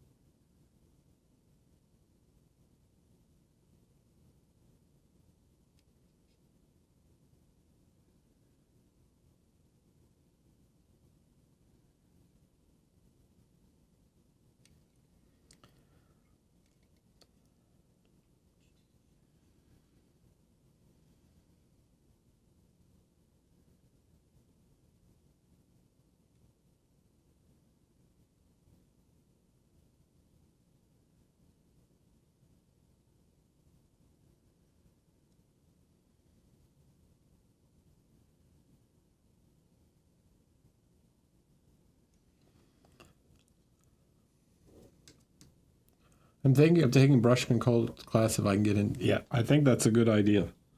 Andy, I have heard, is Andy's brush control class is very good, I've heard. From what I've been told. See you, Pete. Happy New Year.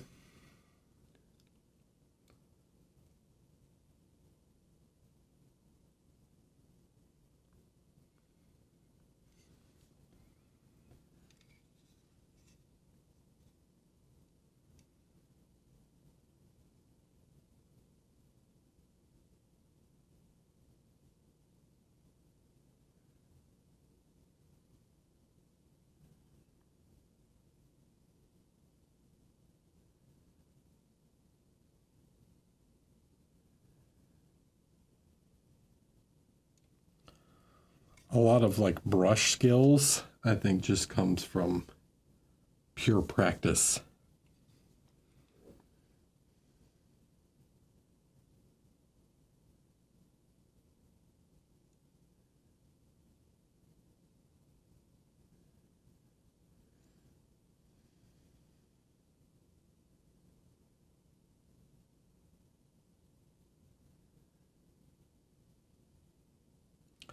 like just becoming comfortable with the tools, etc.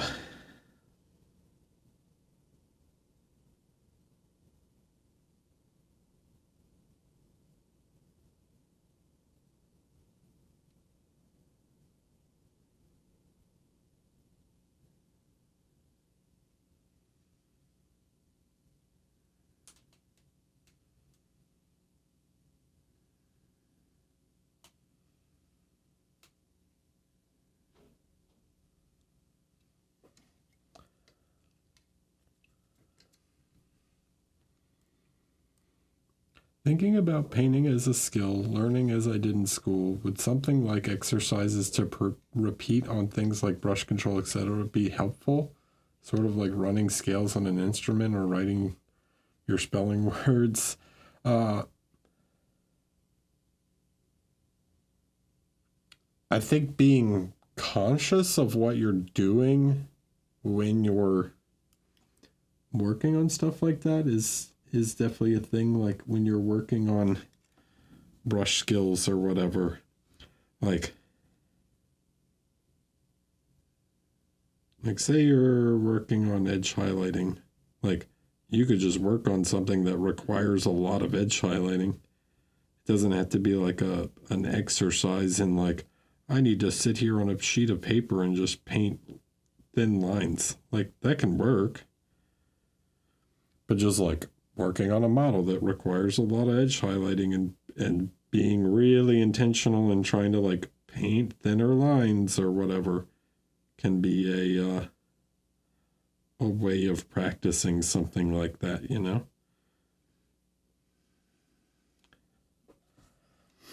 I'm kind of happy with that. That looks shiny.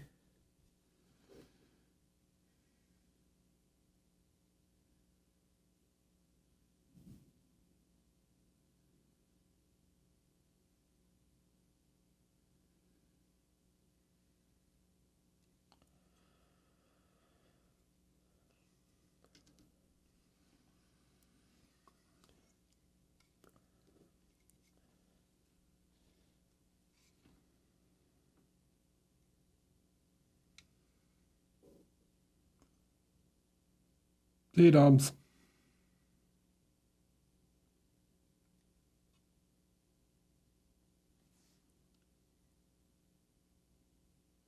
No, you should be able to watch the full thing on Twitch right afterwards. And then I also upload everything to YouTube. I try and get them uploaded the following day. I've been slightly bad about it recently, but typically I try and... That's a skull. Man, you can't see the skulls at all from the other side. There's definitely some lost detail in these elements. But whatever. Yeah, I typically try and get them up on YouTube the next day, but you should be able to watch them on Twitch immediately after the stream.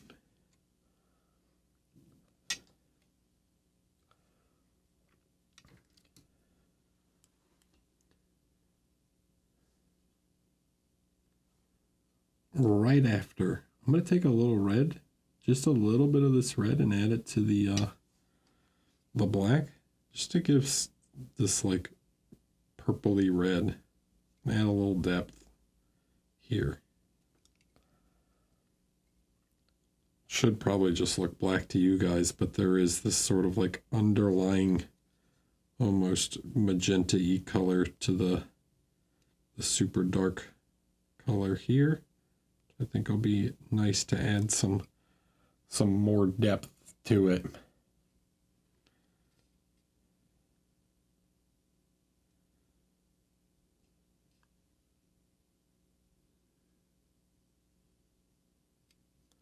And it lets us repeat a color from the robes, like in the metallics.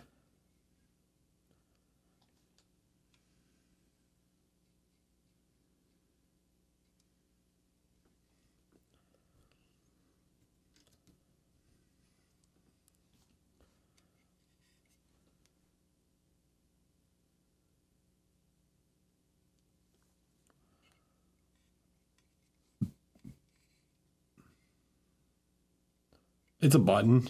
This is just a button. See if you can see the...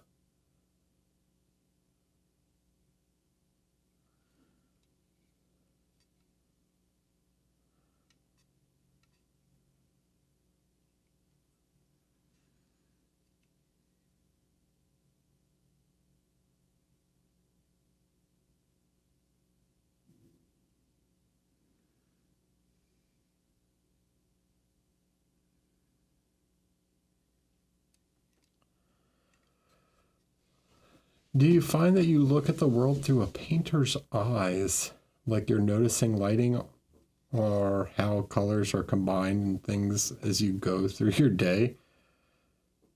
No, it's all the time.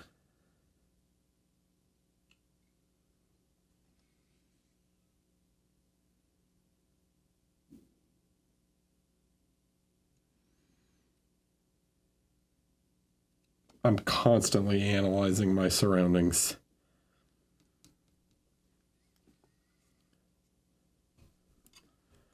Constantly.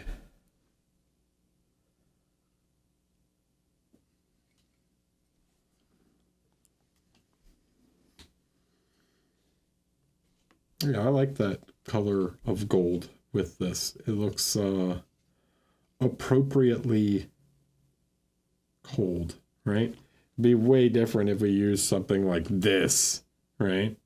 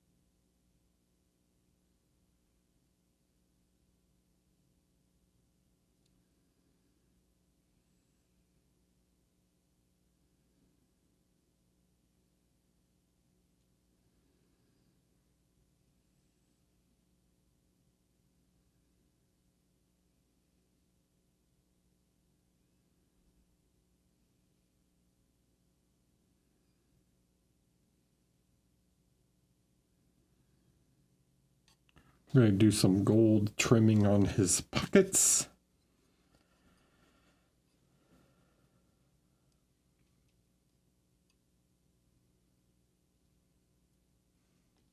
It's a greener gold, you know?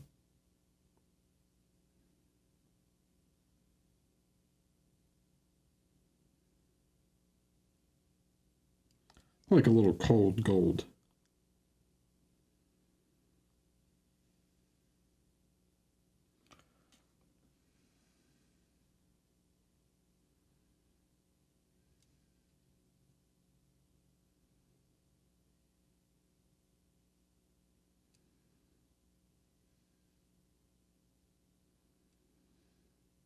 Any kind of metallic, though, I think it's super important to think about the environment and what kind of ambience you're in and how that's going to affect the colors of the metals, because metals reflect the environment.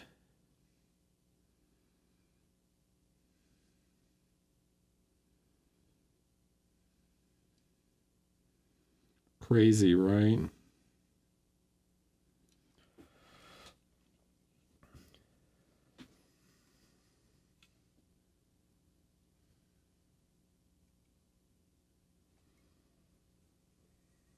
Hi, Clacker.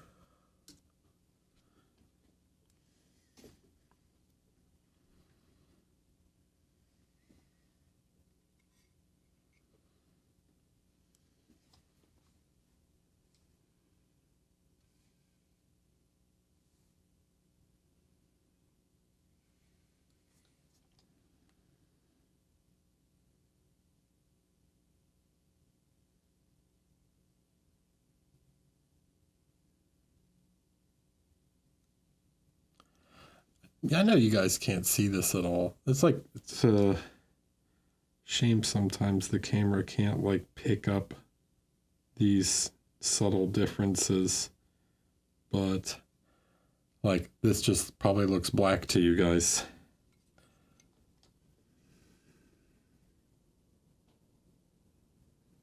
Like, why is he painting black over black? Well, one black is got a reddish tint and the other black has a greenish tint to it. And that might be difficult to see, but it's visible in hand.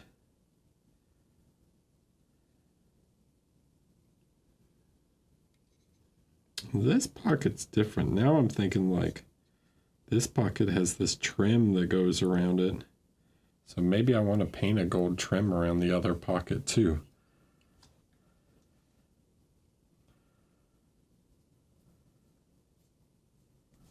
I have an idea of how I want to paint the smoke.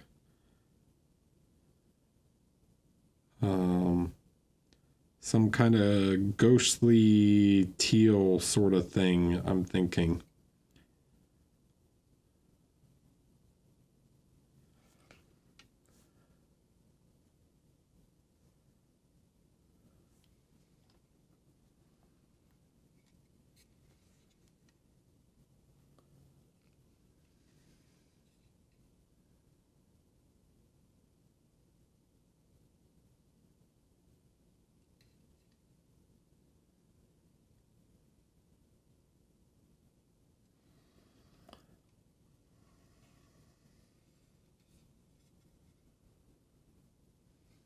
Yeah, I got an idea. I got a rough plan in place. There's an inkling of a thought. Because a color theory, yeah. It's not that I know every single color that I'm going to paint every single thing on the miniature when I start. I have an idea of what kind of mood and atmosphere I want to paint the piece. And then based on what colors I choose, like I'm going to paint him with red. It's like his clothes are going to be a deep burgundy velvet red. Cool. Duh. All right. Great. Okay, what kind of ambience is he in? He's in a cold one, so it's going to be more of these like wine reds. Cool. Okay, how does that affect my other color choices? All right, he's Santa. Typically we deal with things like gold trim and blah, blah, blah. Like, what color is Santa? Red, white, black, and gold, right? So those are the colors I'm going to play with.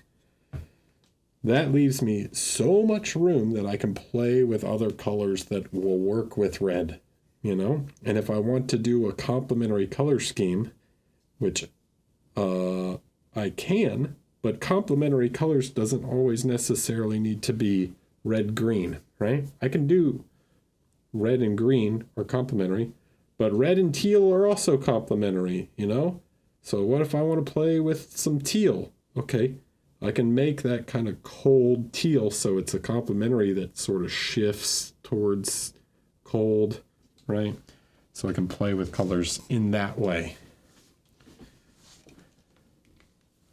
Beyond the Box Art, hello, welcome, thanks for rating, welcome in, how was your stream? I hope you're doing well.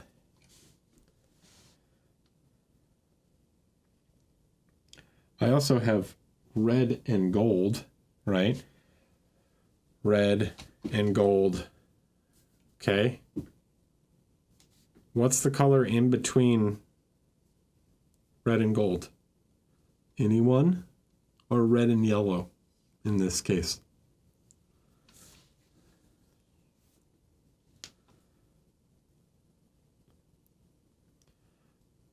Orange. Cool. What's the complementary color to orange?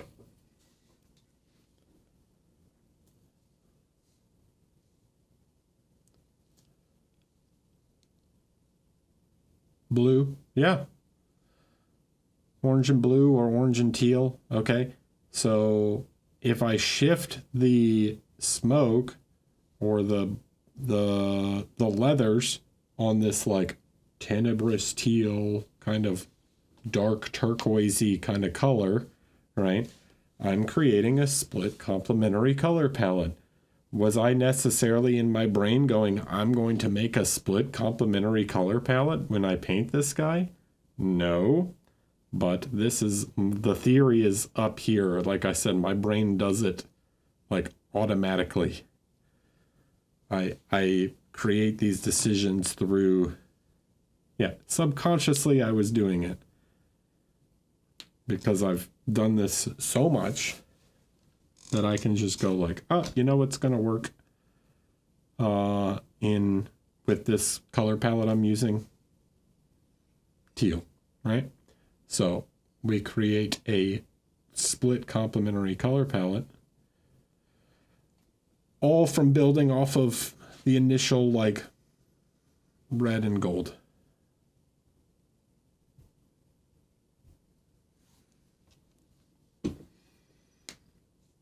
And then everything is cooled off through the ambience, right? All the highlights and stuff are on the colder side, which also forces our colors together. When you desaturate, colors tend to work better with each other too. Like you can take okay, let's look. Let's take something, okay? We're gonna take a couple colors. Let's look at, all right. Let's take this guy. Yeah. And let's grab some other really bright colors. Okay. I'm going to put this and this and this together. Okay. Do these go together? Does this color palette look good to you guys?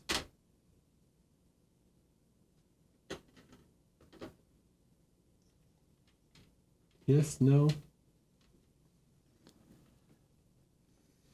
Yeah, not particularly, right? Okay, that's fine. Okay, let's take something else. All right, let's get rid of this. You know, let's switch it for something that's a little more desaturated. Similar color. Yeah, similar hue. Okay, let's swap that out. Okay, this is a bit much. Yeah. All right, well, we got this sort of aquamarine color. What else is kind of aquamarine? Yeah, this is sort of aquamarine, right? So we can get rid of that. Now we got like this. Okay, these are already working better together. Right? Now this color palette doesn't seem so weird. Yeah?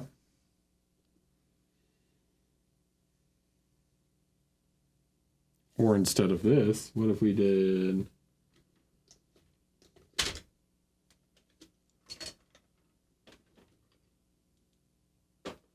something like this? You know?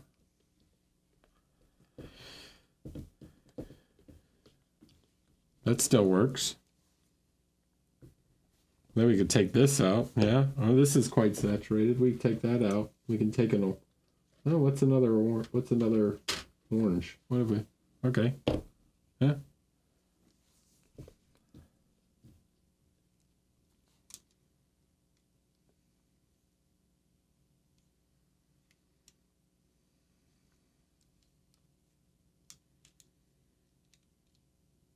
Right. So.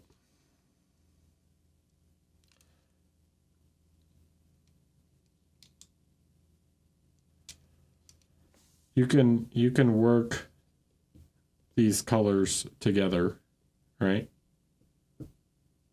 You can make these colors work together through playing with saturation also.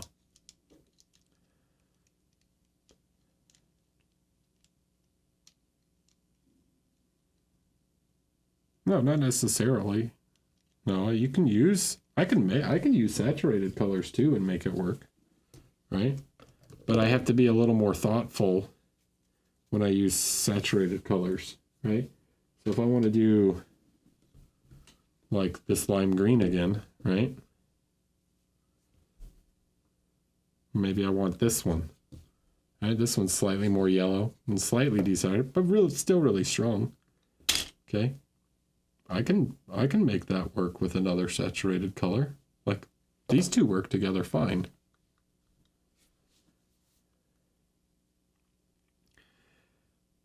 It gets more difficult as I start to add in other tones though, right?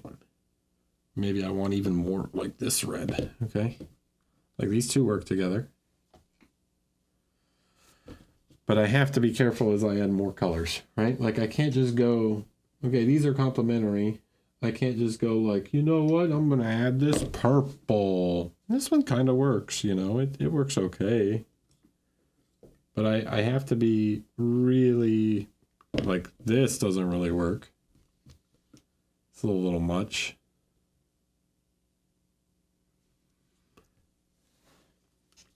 Or yeah, this doesn't work. It's too much. But I could take this.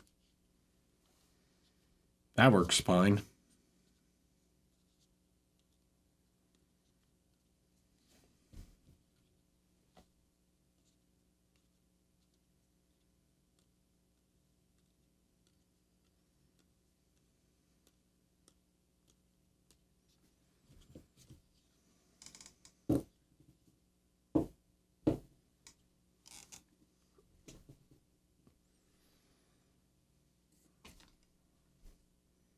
Right, but again, you know, crazy, cyberpunky, whatever. Right, you can use whatever colors you want, and that the values are more important, you know. Hello.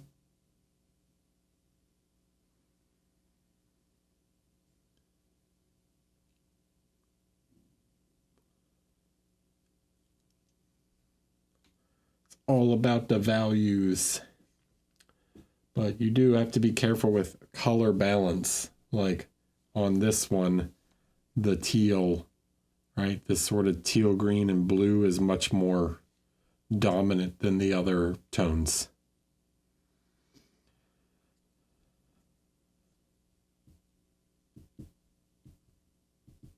%, value is the most important. Bad color can definitely detract, like bad color composition.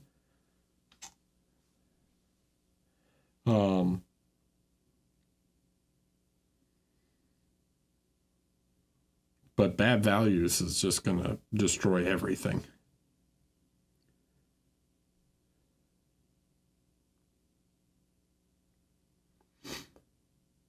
Would it be worthwhile to read any fine art books regarding lighting or anything for mini painting? I've heard James Gurney's book is quite good.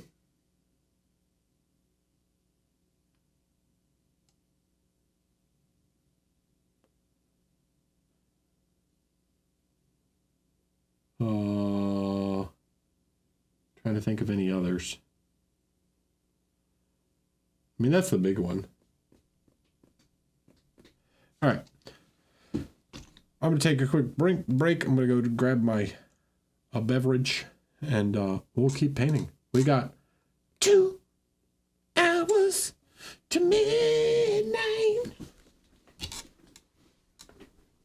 All right. Be right back. Hello, I'm back. Color is indeed relative.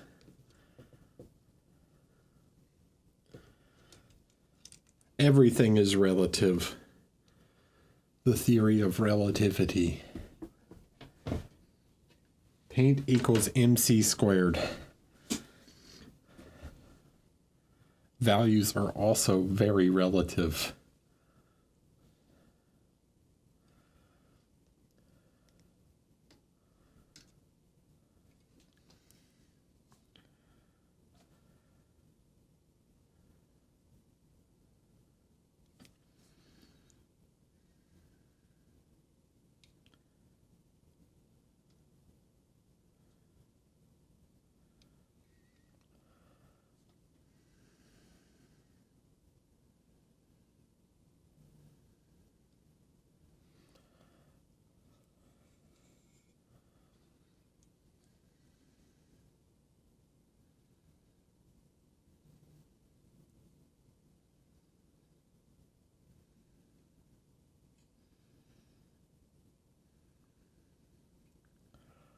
Time is a flat circle.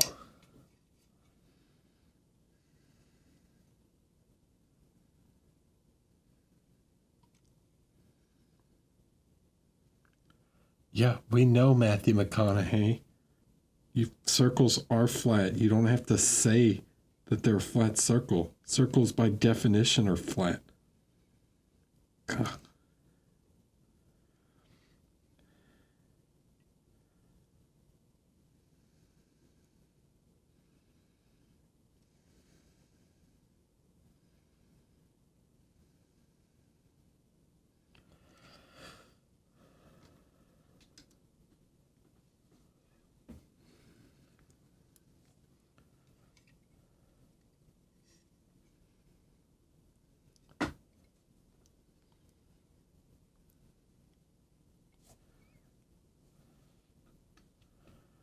Yes, that is the book, Boldman. Correct.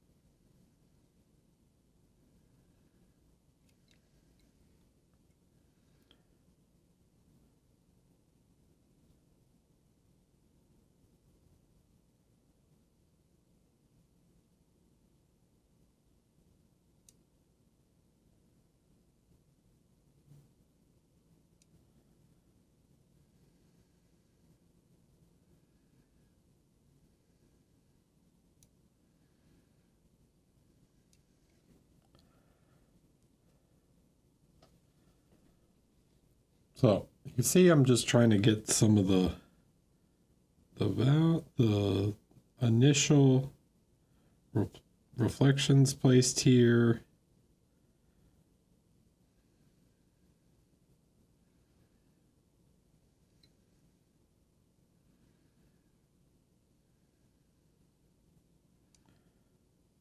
Got all this little trim.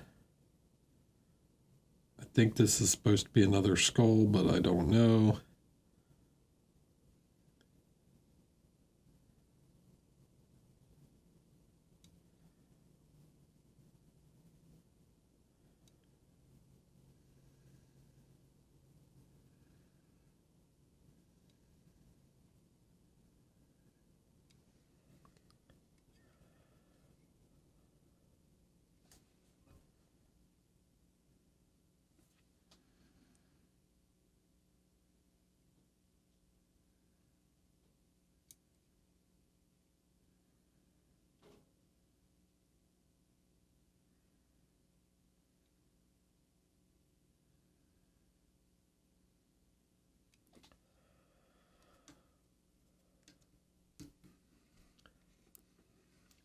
Do you ever have an idea of what you want to evoke in the viewer and base color selection on that? Thinking about all the color psychology symbolism stuff, we're typically more focused on imagining a story for the mini itself, environment is in, etc. I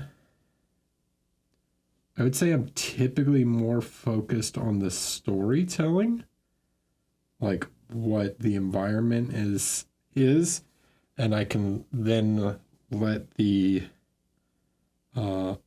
environmental storytelling and some color selection from there kind of push the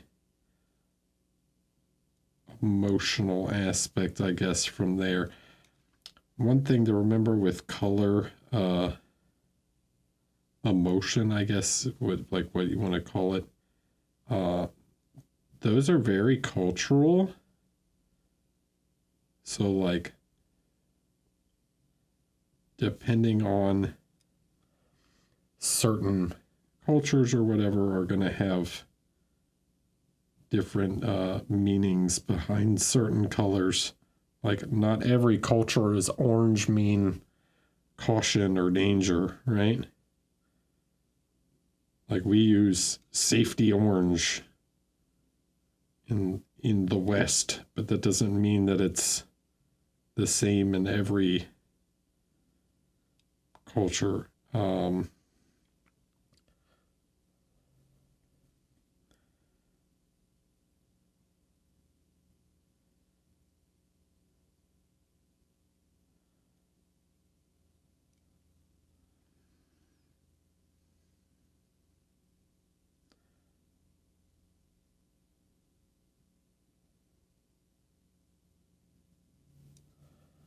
I think most of the time I let the figure kind of speak to me, and then how the figure, what kind of story I'm trying to tell, will kind of dictate what sort of emotional feeling the figure is going to express.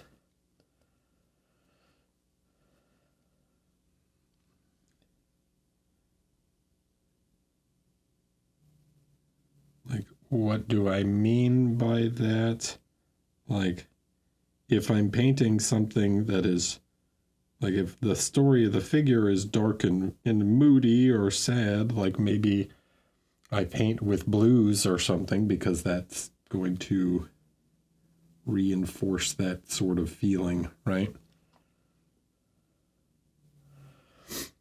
Happy New Year. Have you ever read anything by Anthony Ryan? I don't think so. Do you have any examples? Do you have any recommendations?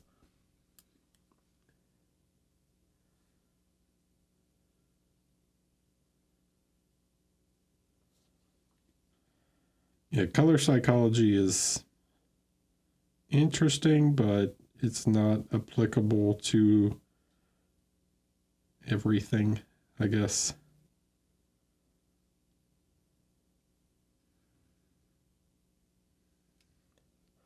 Like, yeah, I would say most cultures associate, like, with green, with nature and harmony or whatever, but green could also be represent jealousy and whatnot. So, like, it really depends on, if I paint a scene with all greens, you're not going to immediately go like, oh, I'm so jealous character, right? But if I paint a thief character or like an assassin or something, I give him green eyes, you might get that sensation a little bit.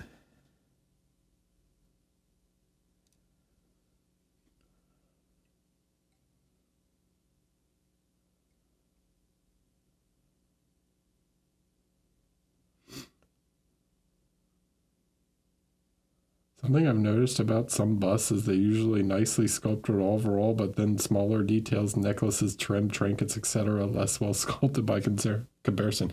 Any idea why that is? Laziness. The same reason that we spend a bunch of time when we paint a figure painting the face really well, and then when we get to like some of the later detail elements, we're like, meh.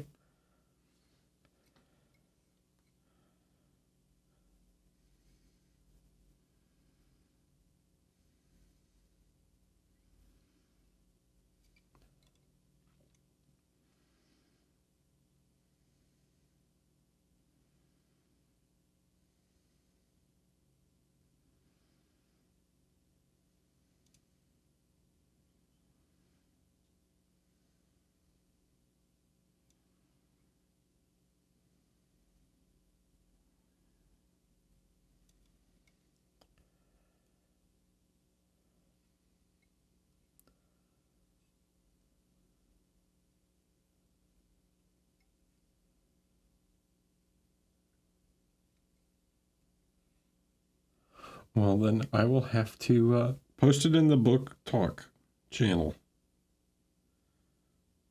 I will check it out. I will add it to my reading list.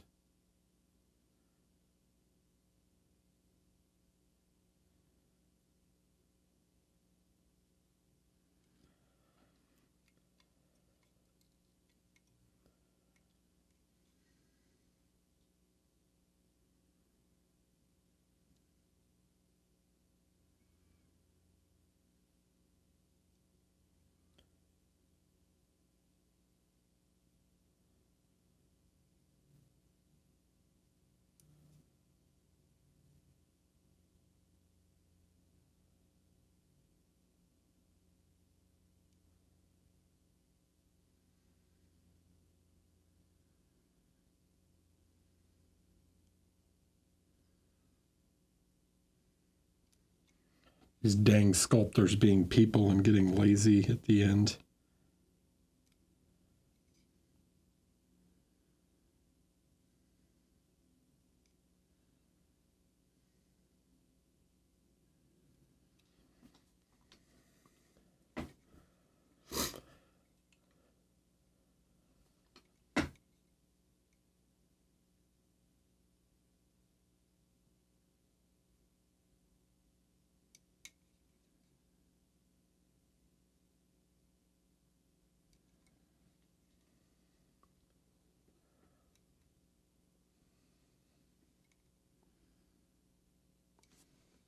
How could they?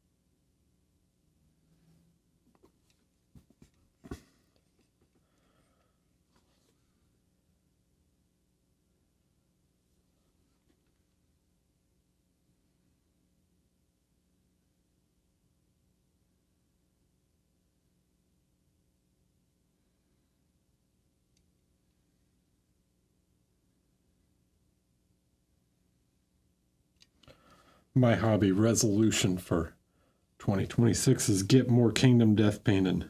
That's been my hobby resolution for a while. But I'm actually making progress now. I got Frog Dog painted, Black Knights painted, Pariahs painted, getting the Atnas painted, the Red Witches are getting painted. I'm making progress, dude. I'm making progress, you guys. I'm getting there. We're gonna get these monsters painted up.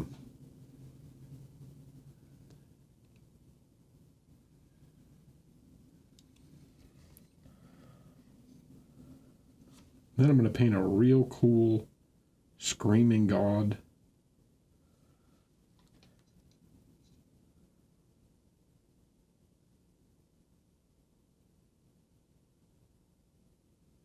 I don't know if I'll do that one on stream. It's a little big and a little much going on.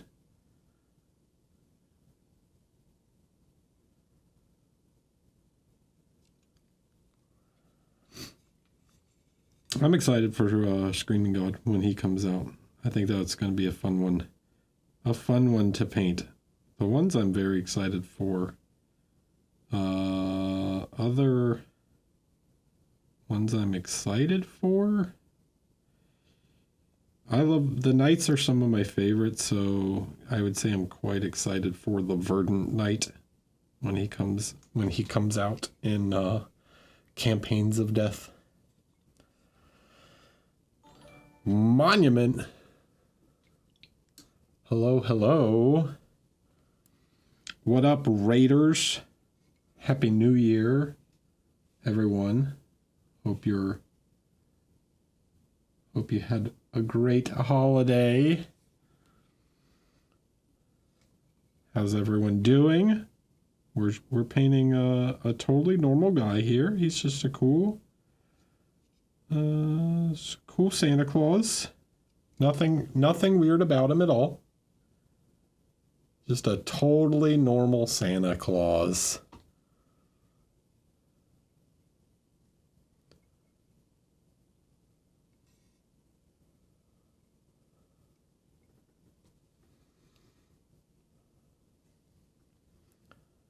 How are you all doing?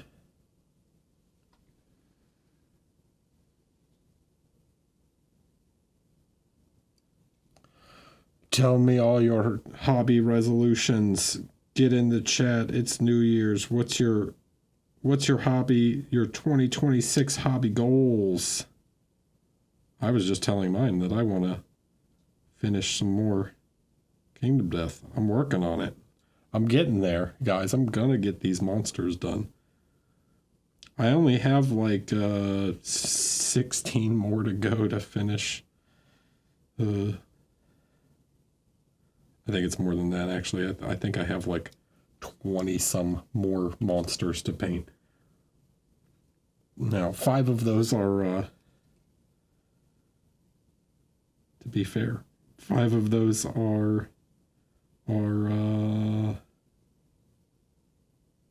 bone eaters.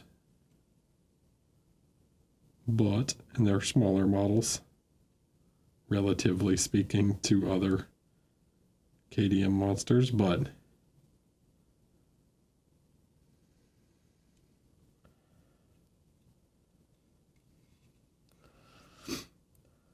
more chaotic whimsy.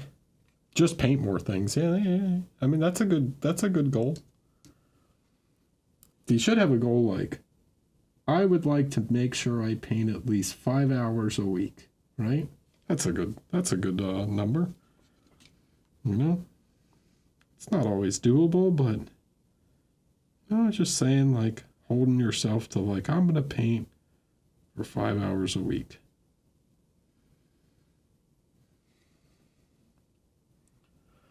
You just build routines, you know.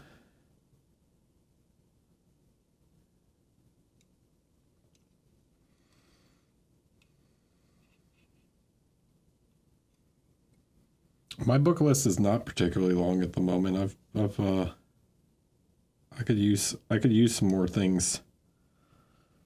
I will paint 10 hours. Yeah, that's what I'm talking about. I'm gonna paint like 40 hours a week.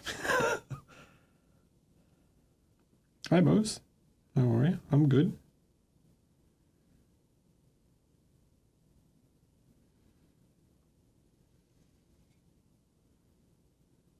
I'm going to continue to paint like 40 to 60 hours a week. If I finish one mini, I will beat the entire last calendar year. Yeesh.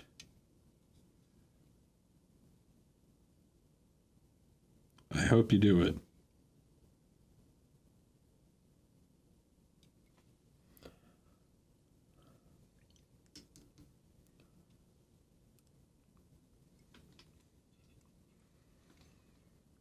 Sculpt more in the Warhammer scale. Nice.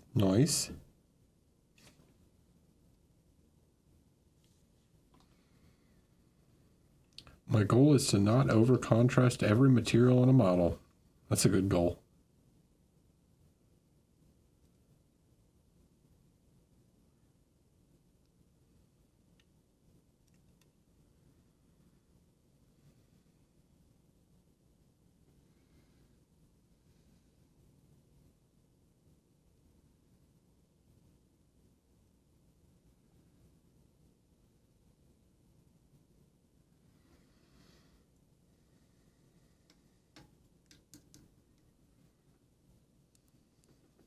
You only have 8 left?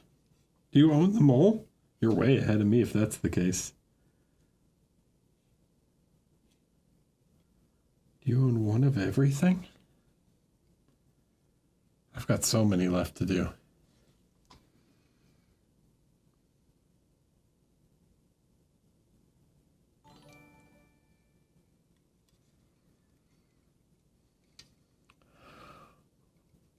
I have no idea. Quan, hello.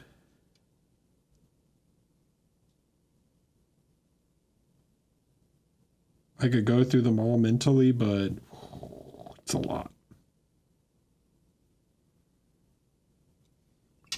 And there's certain ones that I don't think I'll ever paint of my current models because I'm pretty sure by the time that I paint them, they'll release an updated sculpt of them and I'll be like, that one's way better.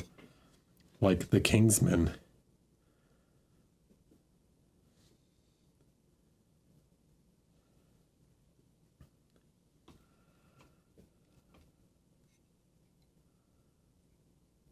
My goal is to finish the projects I started this past year, but I also want to do my first die run.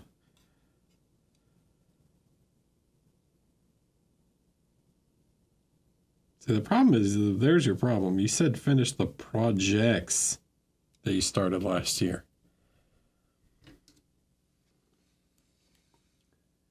start too many projects at once, you get lose focus.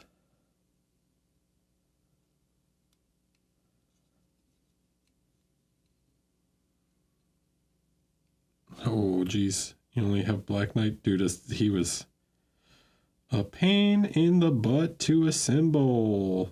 The worst monster to assemble I've done.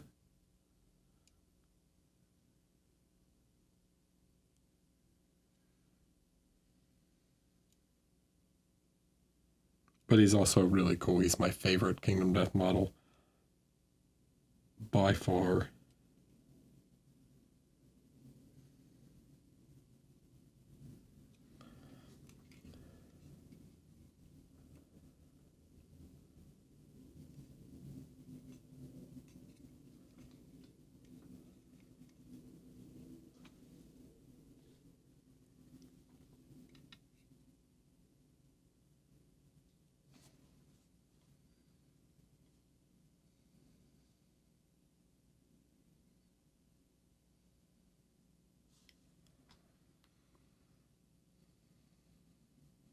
This little one right here. This little guy.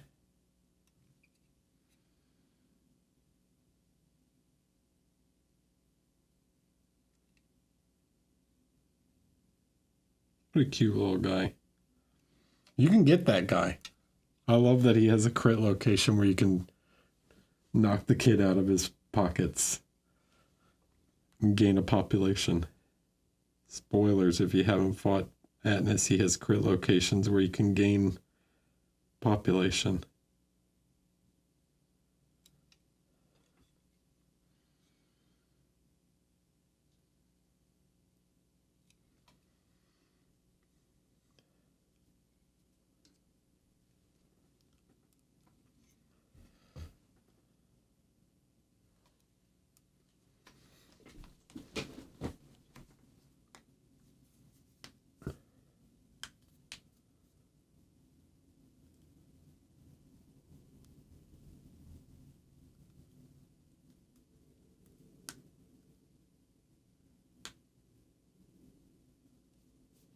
I like that you can't see the Black Knight's face.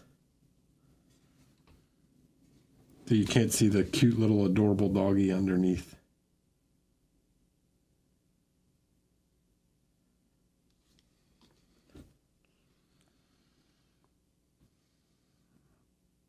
I wouldn't want to beat him up if I could see the cute little dog in there.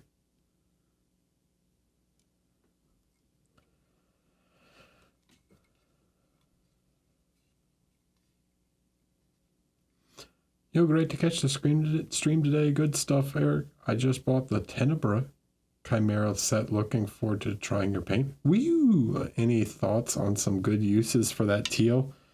There's lots of good uses for that teal. It makes a great undertone for certain colors. You can mix it with red to make a dark, like a nice chromatic black. You can mix it with skin tones and it gives this sort of purplish color. Like, watch what, here, I'll take some. Check this out. Watch what happens when I mix this teal.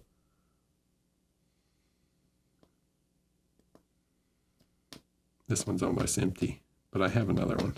But I'll just get a little bit out. Watch this. See this teal up here? This black teal? I'll thin it out so you can see it. See? It's like a greenish.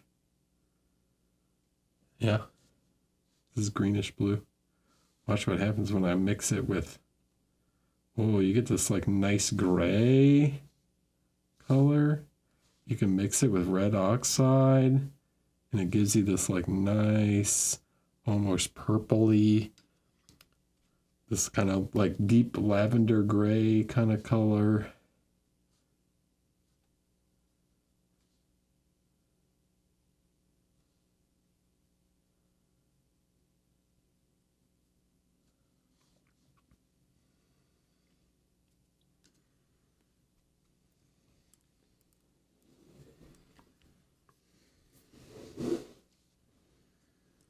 I like it for painting blacks. Works as a good which is what we're doing for his blacks.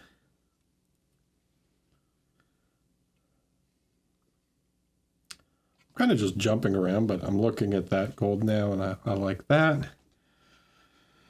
Yeah, speaking of, let's play with the tenebrous teal, huh?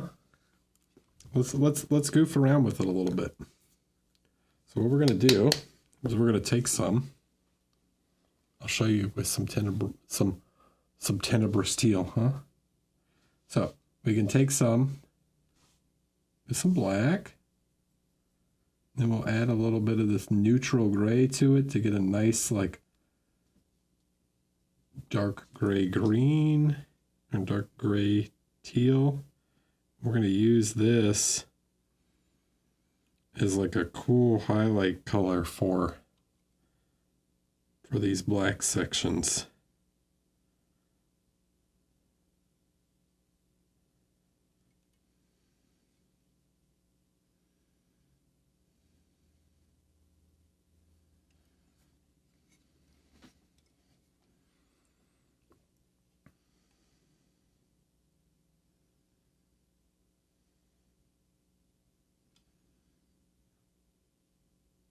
Everyone loves a nice dark turquoise.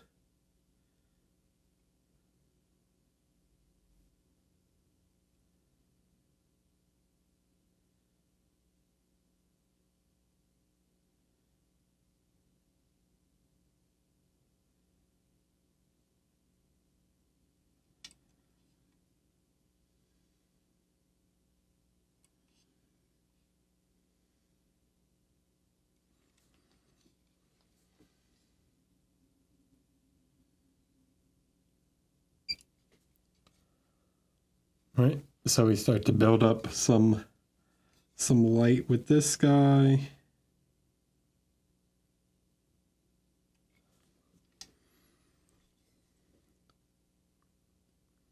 See, it's still very dark though. Then we're going to take, because we've been using this glacier blue elsewhere, we're going to do the same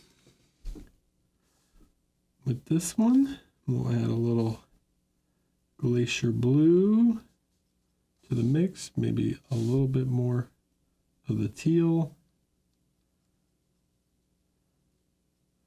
So get a nice green, gray, blue sort of tone.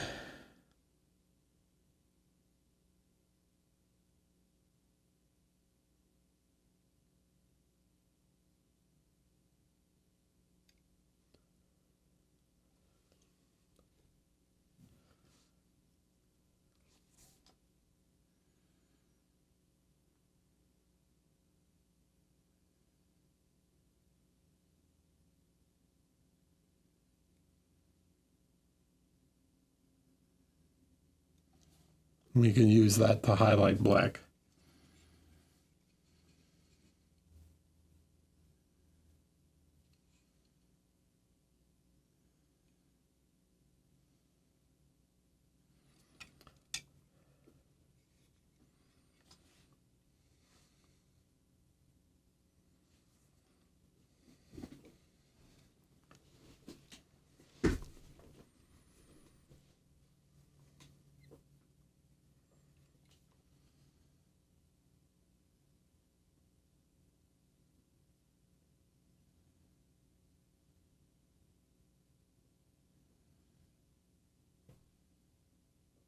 Now we'll have to blend this in, but we can start to create some highlights on his fingers and stuff.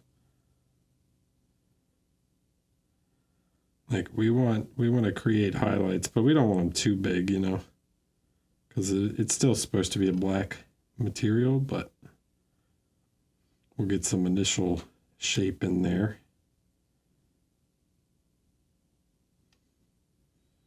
And then we'll tone it back as we need. But that gives us a good highlight color for if you want a cold, like a cool black instead of more neutral black. You could do it with, I mean, black, any black is like,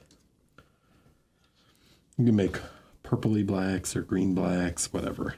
Like, black is a neutral color, so you can go with a lot of different tones, but we often associate sort of more bluish tones with it because of the sky. In this case, I'm using it.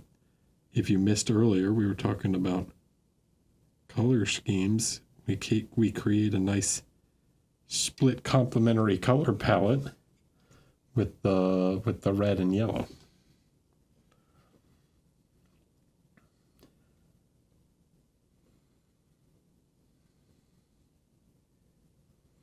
Catch you next time. See ya. Hi, Murph.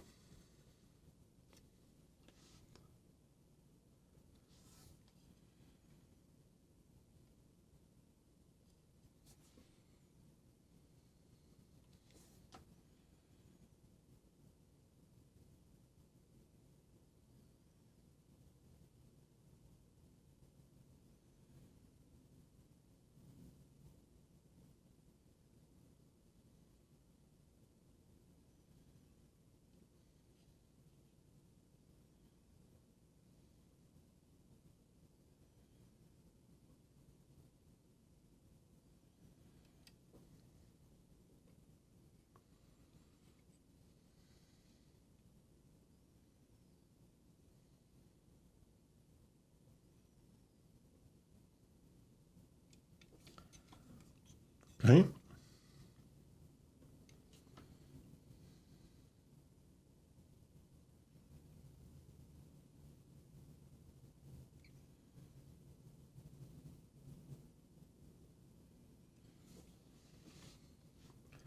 Then we can take some more blue. Now it's sort of just kind of like a very similar value to this gray. And we create some small little highlights. You can see we still have a lot of room that we could go up in value, but they look quite shiny. Like they look quite bright on all this very dark, lower value black gloves. So we create some nice shiny black gloves.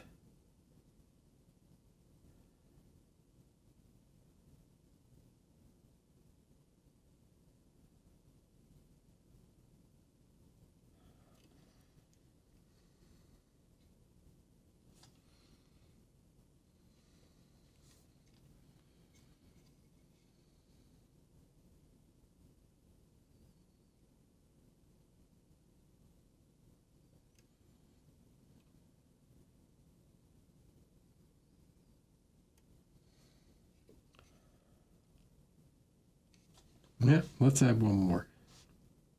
Let's push just a little bit further. And just a couple spots, right? So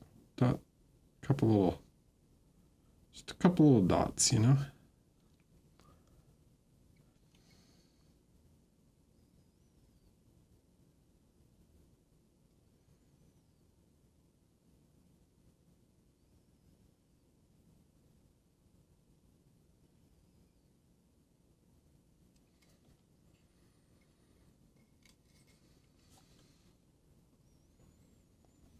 Hi, Flip Slayer.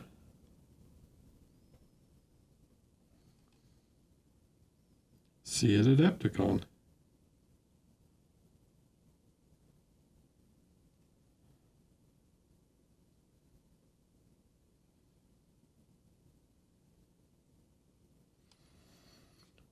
Okay, couple little highlights.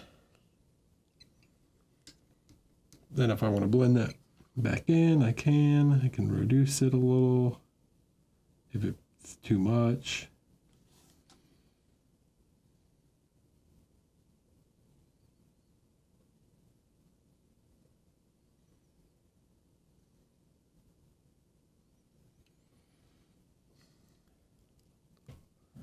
We create some shiny black leathery gloves. Wow.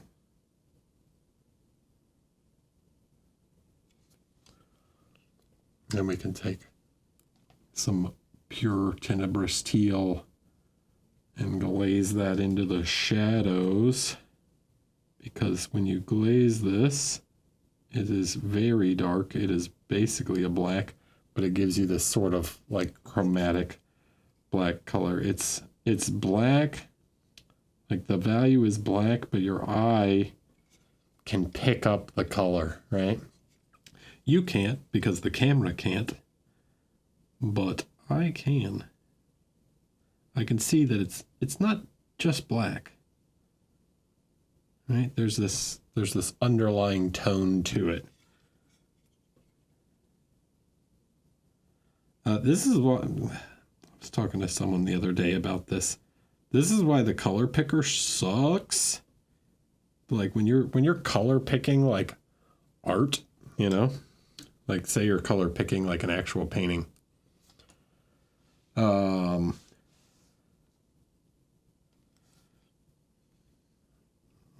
The like computer screens can't differentiate like different shades of black. Like I guess they can in like raw image files, but like when they're in JPEG format or whatever, they can't. So it can be very difficult to see this in like some work, is that like you don't really see the like nuance to the blacks.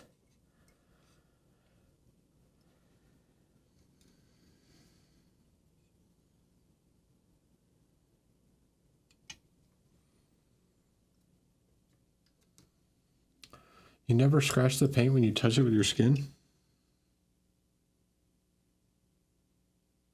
There's some places where it started to rub off on the bottom, but this is all going to get covered with snow anyways. Like I'm going to put him on and then it's all going to get like snow around his base. So, and I'll touch it up to make sure at the end. Like I wouldn't recommend holding your figures like this, but he is so large and awkward that like even my bigger painting handle, he wants to fall off of. Like I could have maybe like screwed him in, but he doesn't have like a great spot to do that.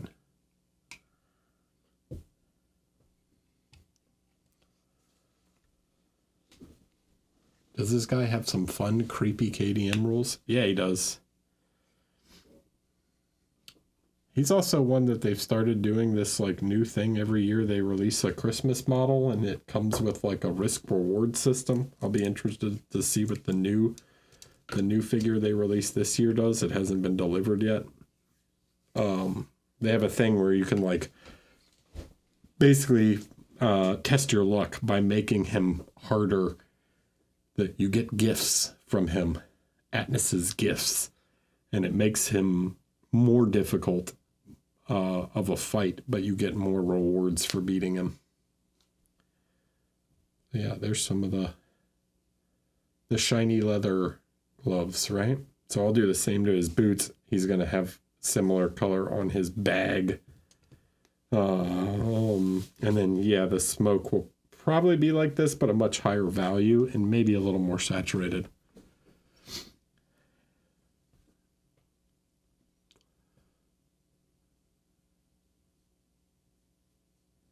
There's a couple people in the chat that play, that are in the Discord that play. So maybe you could play with them. I don't know. Message each other. Shall I make a KDM simulator channel in the Discord? Would you guys like that?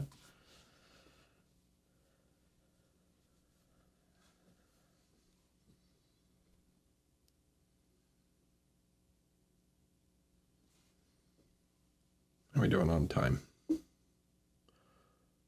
Almost 1 hour until New Year's.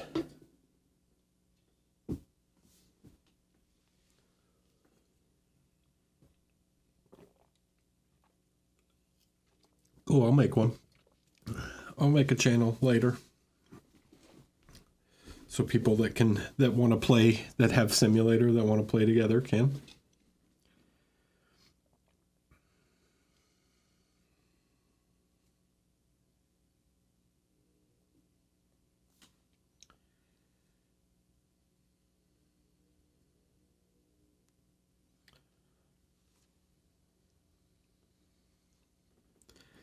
How does the simulator work? I assume everyone who wants to play has to have it.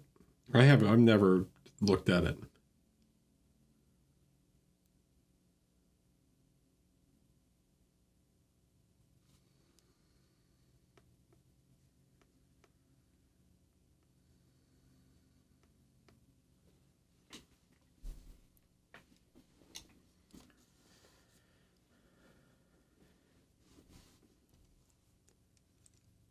Like, does only one person have to buy all the content and then their friends can play with them?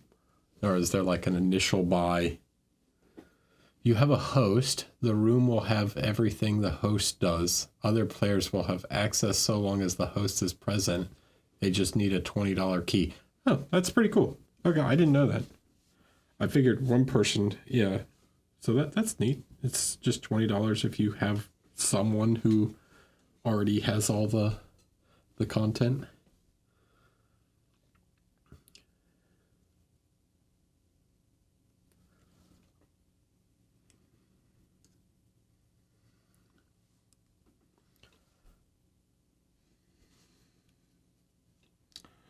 Very cool.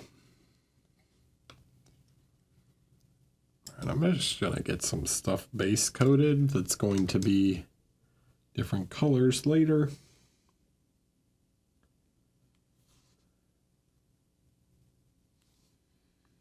Like his cane.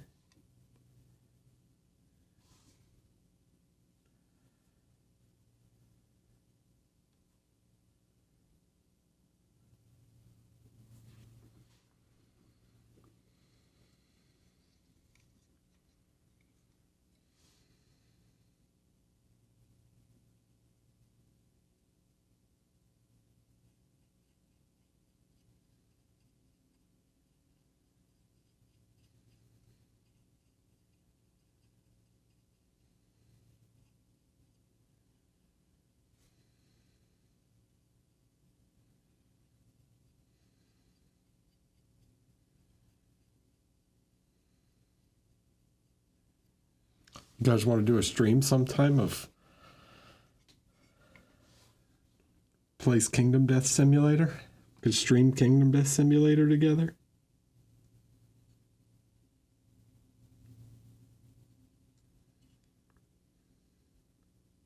I know the rules.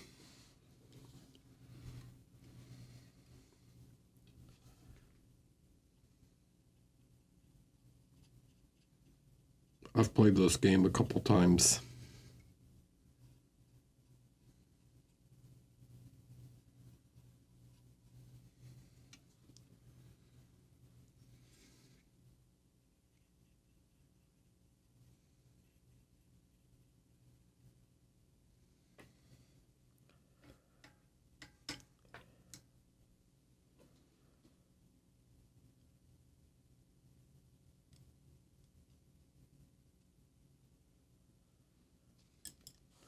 Dude, that's one of my favorite ways to play. Like, we've played so many times, we know what the tables are and stuff now for hunt events. I think the best way to play with new people is you tell them nothing. You don't tell them what the table is. You don't tell them what the roll results are, or like what's needed on the table. You just go, what do you want? Like, if you get a hunt event, it's like, would you like to investigate? Don't tell them what the table does. Just say, yeah, you want to do that? Make your choice.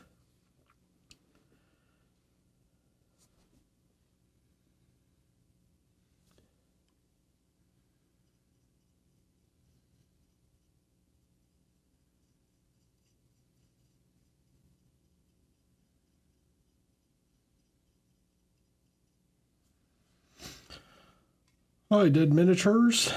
Died.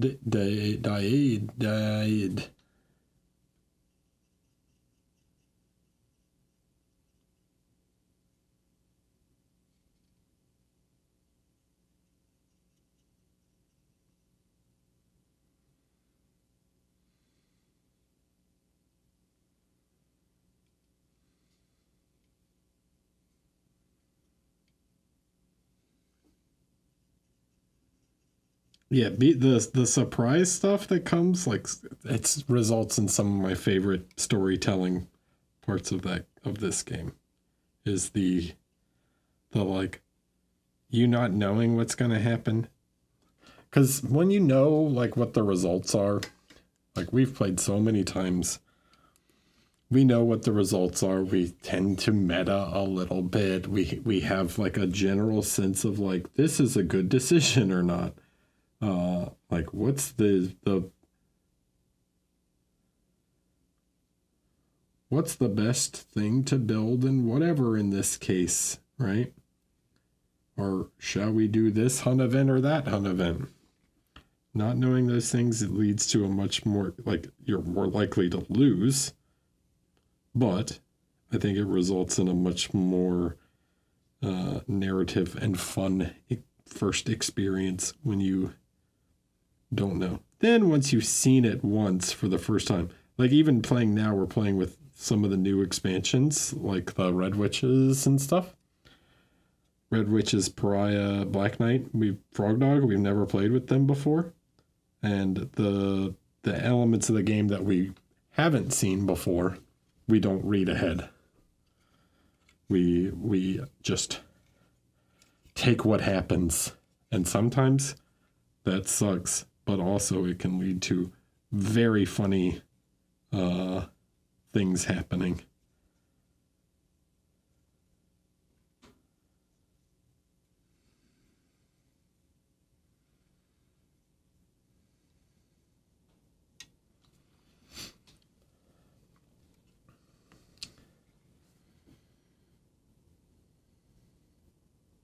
I think sometimes you only cheat yourself by always trying to play optimally.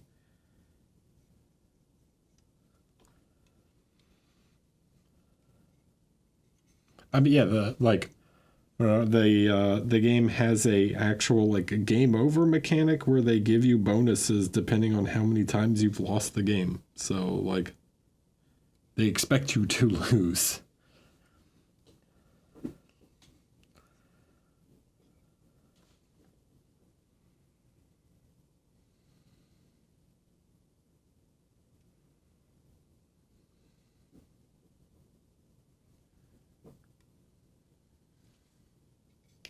Okay, so here I'm just base coating his jingle bells, you know.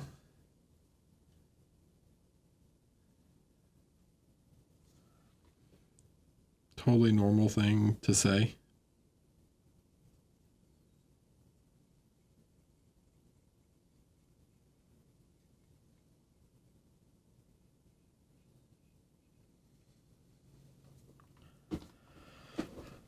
Any favorite paints from Chimera that you'd say are your go-to? Yeah.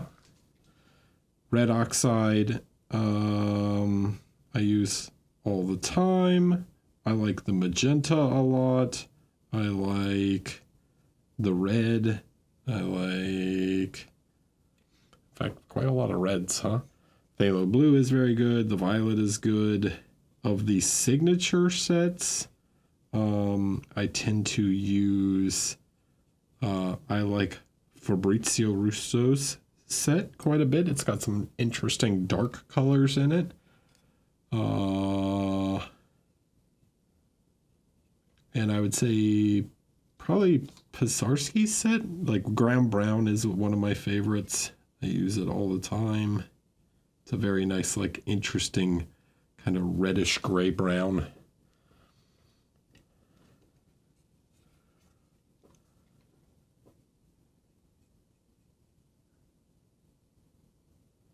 Danilo Cartacci's set also has the silver gray, which is very good.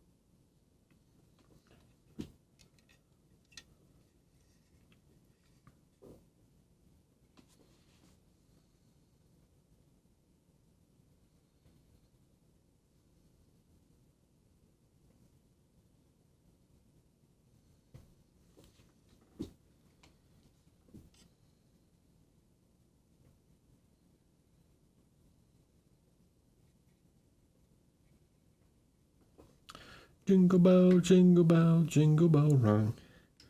It's a scary man, da da da da da. Gonna eat your babies, bup bup bup bup bup.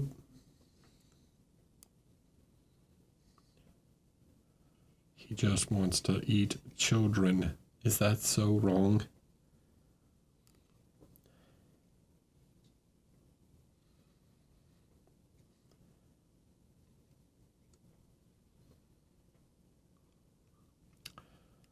Need to pick a color for the tentacles also. I've seen people do them a few ways. Between like purpley kind of colors. I'm thinking a sort of magenta-y purple kind of tone. Stick with the sort of reds somewhere in the cloak sort of range color. So it's like it'll be more of a sort of purpley magenta kind of color, and then going to a more skin tone color instead of trying to go with something like wacky, you know?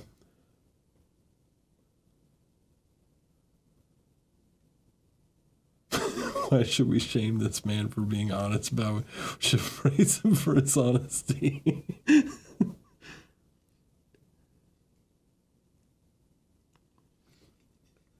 It's just totally, you know.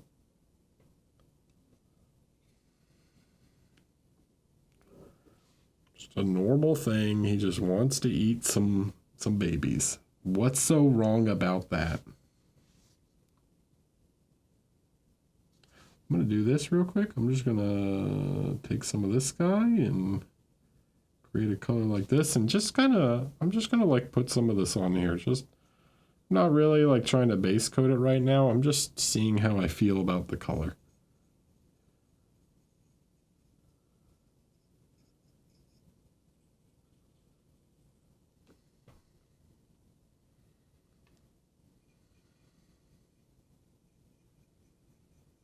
Because like I said, I wasn't positive. I think this sort of works.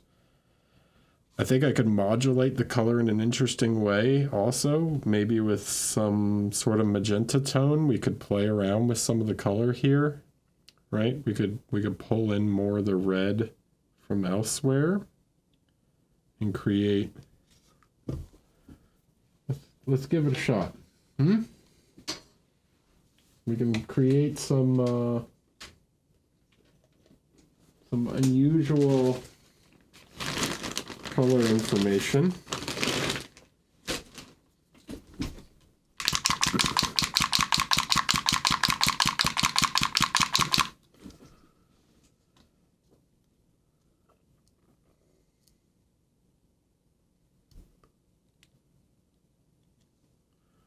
I've seen some people go really crazy with the paint job on this guy. Like very weird neon-y colors, which I think can be cool. I'm just going with something a little more standard, I guess you could say. Yeah, okay. We can mix the teal and magenta and get this sort of like purpley color, which I think could be interesting as part of the smoke also. So we can get not just so we can play around with these like purpley, this sort of purple gray and teal kind of color, right?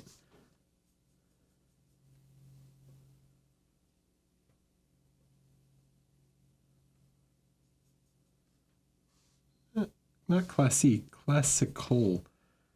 It's a very typical Santa look with green and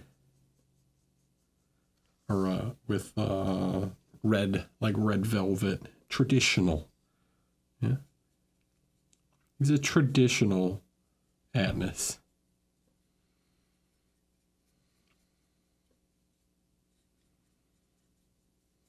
Yeah, so I don't think I want much black on the smoke. I don't need these for this. I'm looking underneath them anyways. They're on, but I'm not actually using them.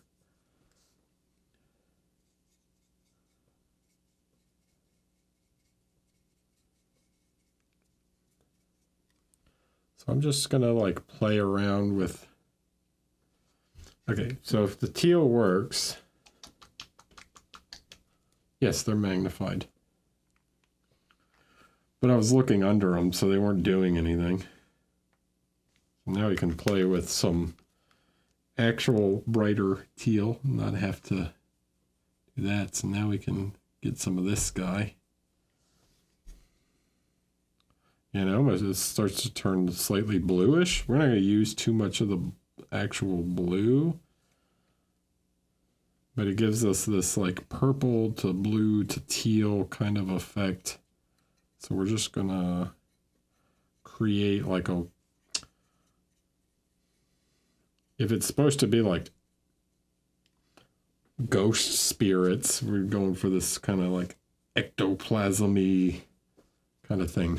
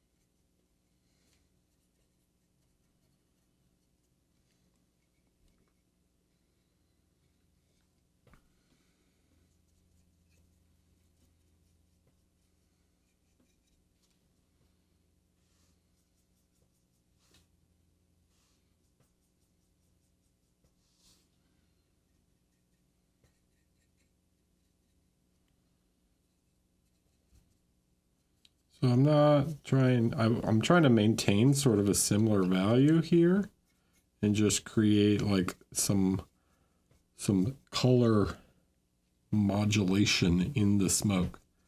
Okay. So just applying sort of a tone of color across. I don't want this to be too saturated. Something like this.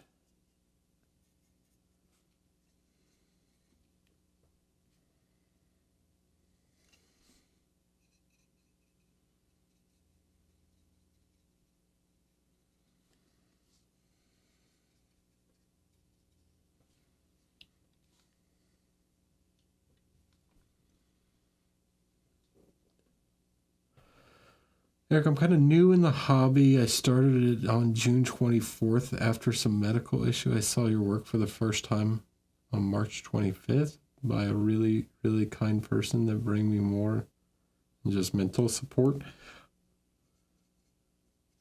Well, thanks.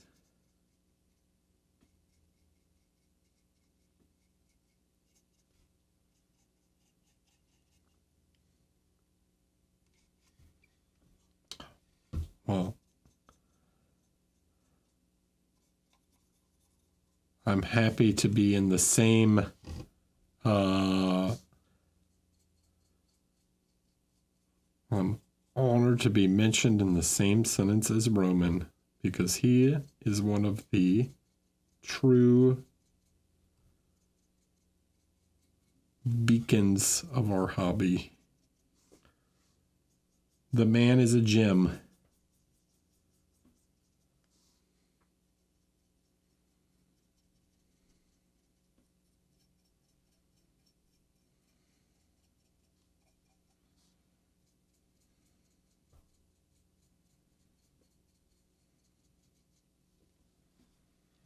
Will I grow my hair long again? Probably not for a while.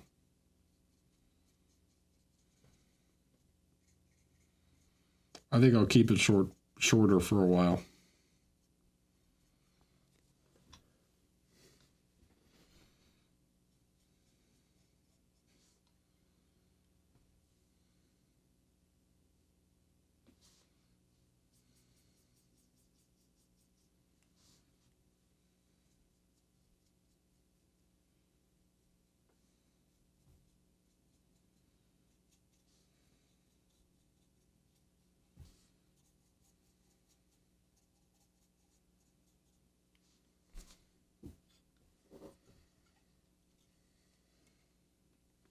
So see, we're just creating some like variation in tone. We're not trying to like go crazy or anything here. We're just creating some color nuance, you know, just like create some interesting tonalities, right?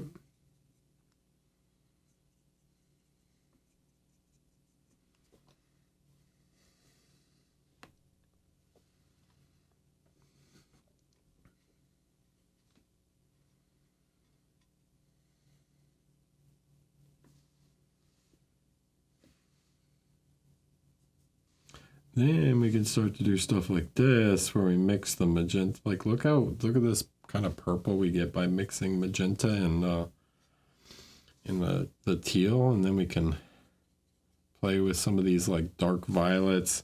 We can even add some of these like dark reds to the shadows of the smoke. So like we can create all kinds of color variation in the shadows. Basically everything is going to end up being like very grayish and stuff anyways as we go, as we mix these colors, but we'll get all these like different interesting underlying tones in the smoke that as we build up more highlights, and you know, we'll create a much more normalized color, but there'll be this sense of like these different odd tonalities in the deeper parts of the smoke.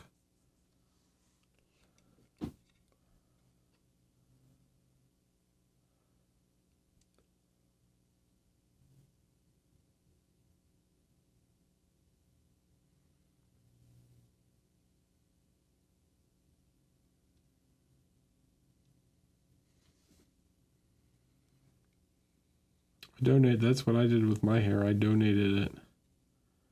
I said, take it.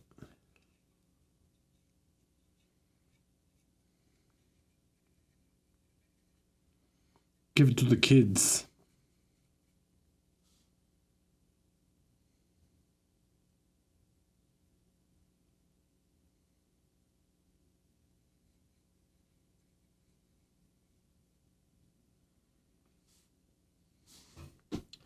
Am I intentionally putting warmer colors? No, because I can do colder colors too, right? I'm going to do some of the teal also. Right?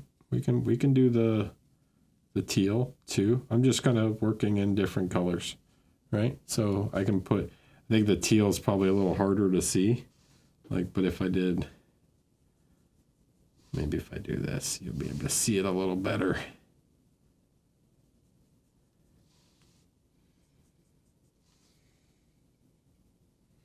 Right, we can put some cooler tones just mixed throughout. What I'm getting at is like, I'm not trying to create like a warm, cold anything here. I'm just playing with some of the different colors that I've used elsewhere on the model to kind of create like a swirling sort of mess to the color, you know? It's not about like, we're just reusing the colors we've used elsewhere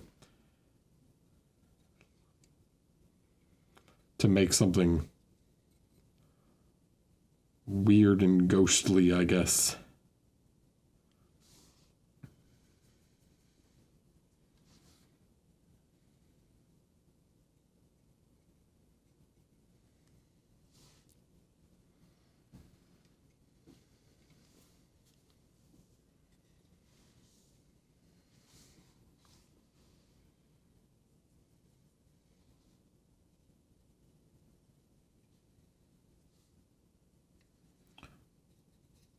What I'm just really trying to do is just get it nice and varied. So there's a little bit of color throughout.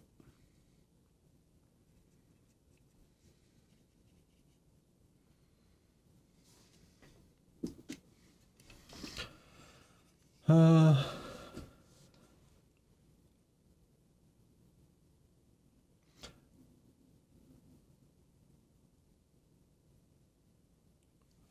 do I want to cover or glaze? I'm trying to cover right now because there is black that I need to cover. I don't want the smoke to be like pure black in the shadows. It's too dark. So I am covering, but I'm kind of also sticking to the values. Then I'll do things like glaze and build up highlights and stuff. But right now I just want to, yeah, get it covered.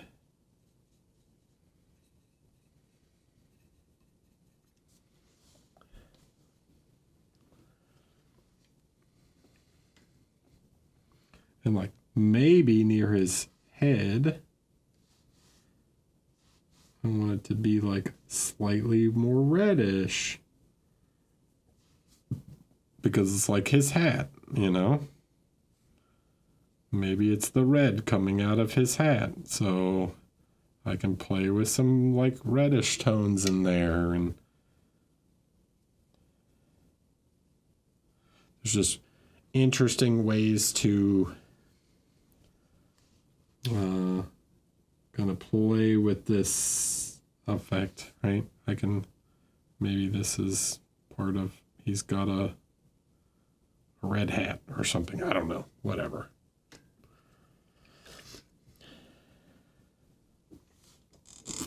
Varied, not buried.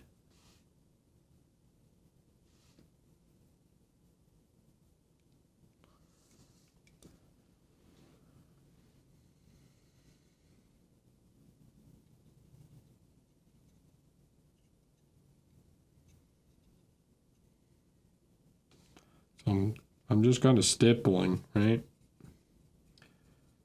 Just mash it in there. Just get the color, just get it mashed in there.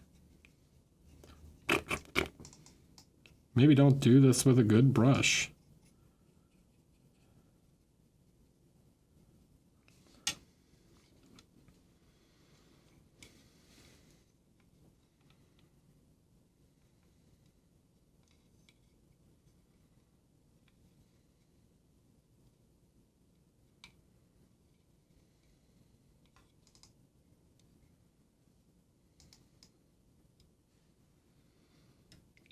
Shh.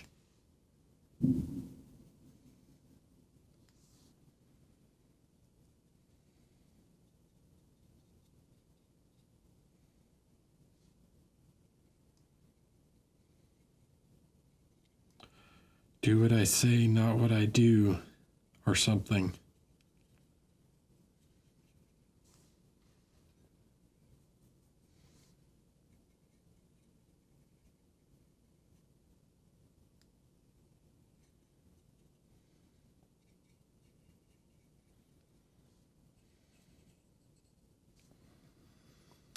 So see, we can create some very interesting color nuance this way. And then we could start to like push the lights more with various tones, these sort of like gray.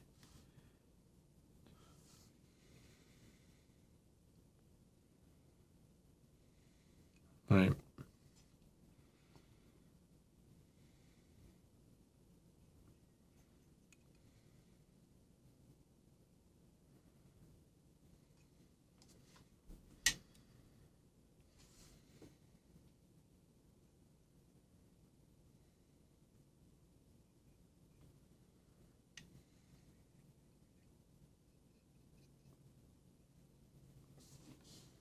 Anyways, that's kind of what I'm getting at. So we can get some nice, interesting colors. Yeah.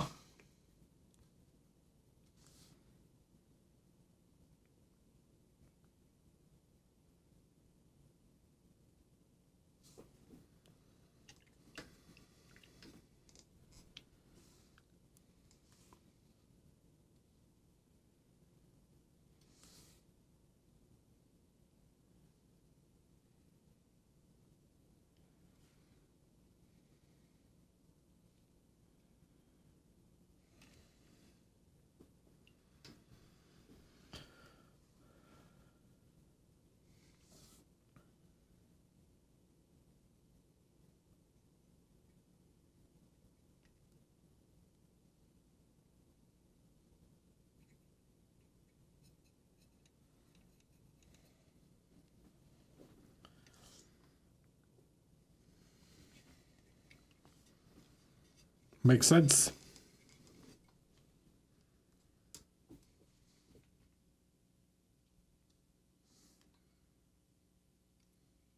Good night.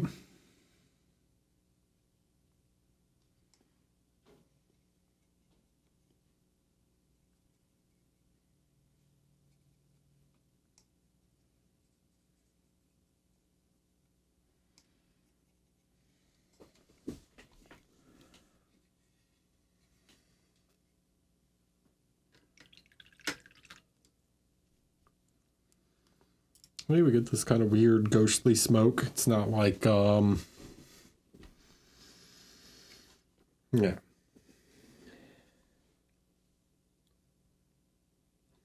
It's just bizarre. Lean into the bizarre.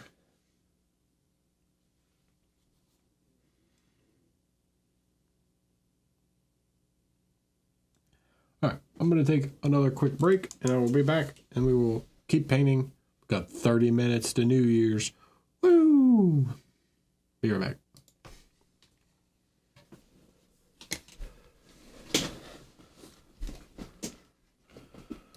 All right, I'm back. Hello.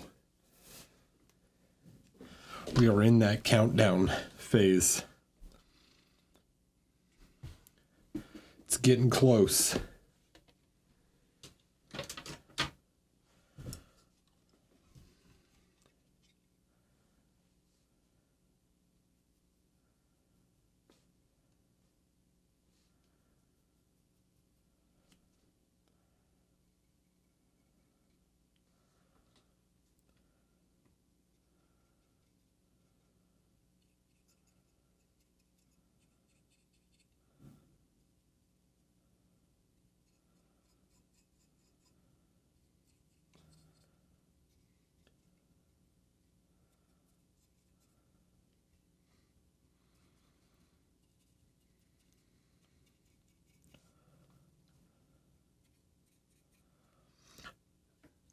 Thank you guys for hanging out with me on New Year's Eve.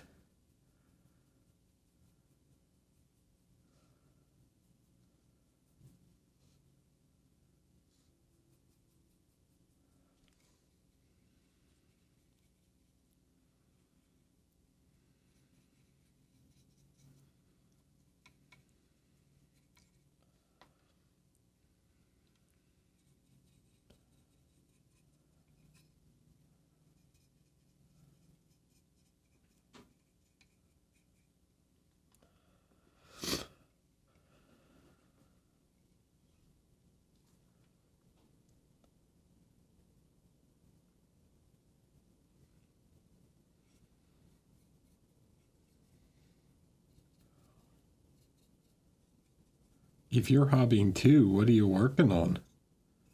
What's everyone painting, huh?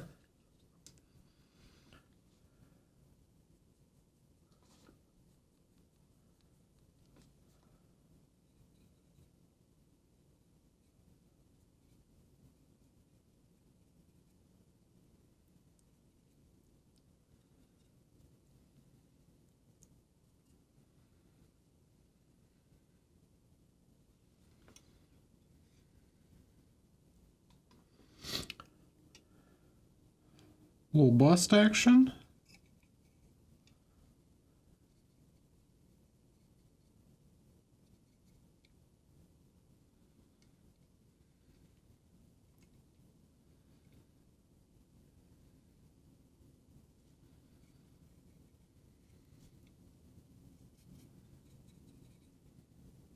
All right, that feels okay for right now.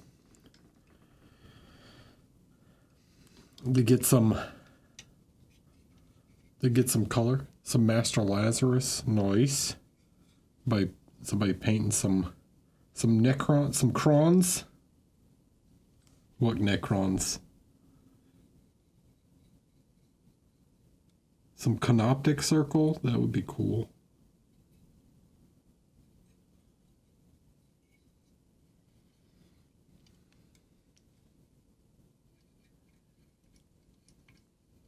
I don't even know what's going on back here. I'm not that worried about it. You can't see it from what's it called, but try to get a little bit on there at least.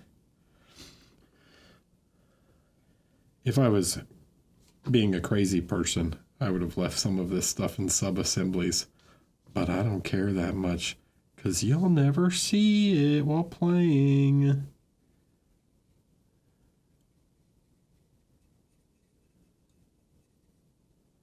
You have to remember what it's for, guys. What are you painting it for? Okay, you could go crazy and try and make everything perfect, but sometimes you gotta just say, what is it for?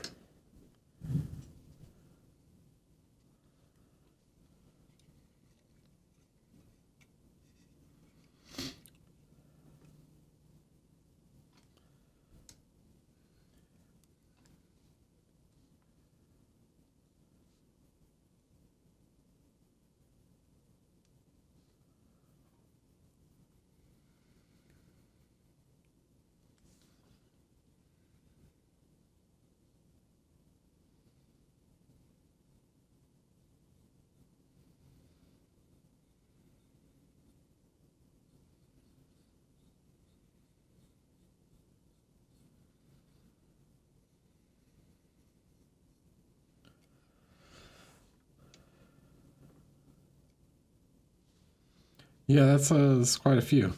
But are they started?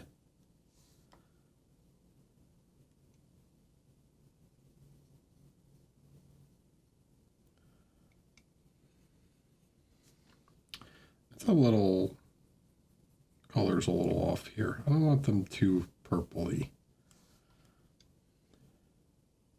Okay, let's go slightly warmer on them.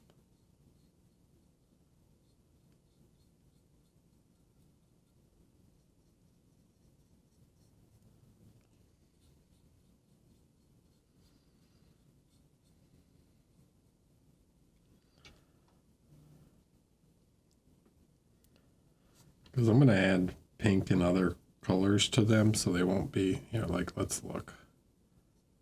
Let's just get some, yeah, something like that. Just trying to see it with some more of the lighter tone on it so that they're not like the same color as the cloak.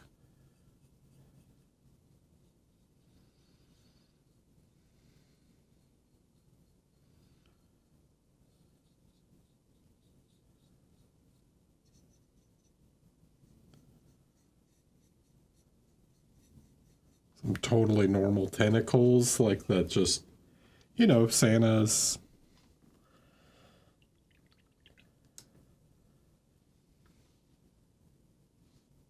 I mean, I'd never say don't paint a KDM model, you know.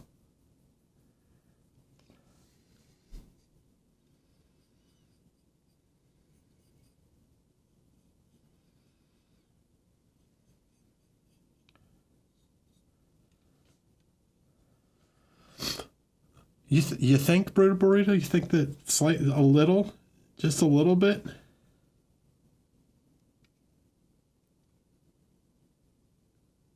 Yeah, this is absolutely normal Santa lore. Tentacles and baby eating. They're a little phallic? Nah, in my KDM, never.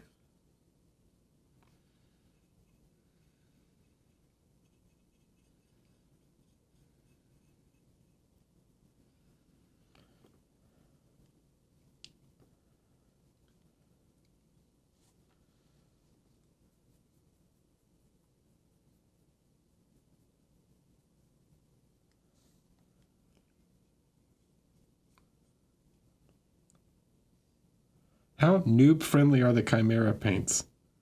They are not.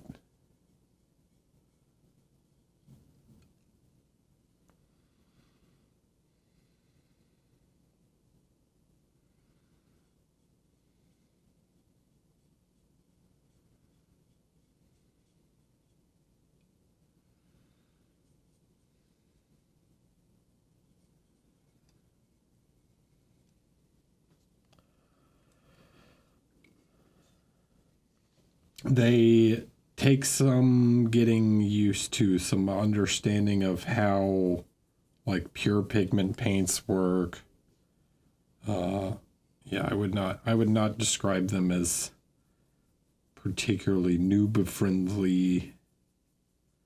I mean, they're very powerful, like what you can do with them, but they require some further knowledge.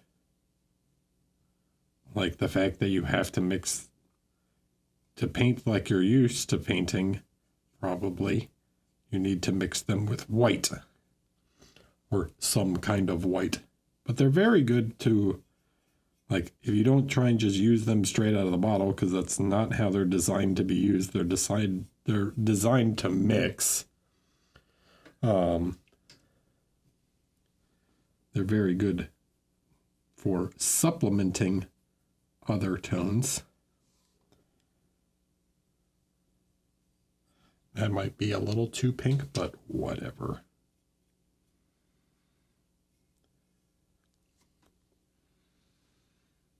Let's mix some brown.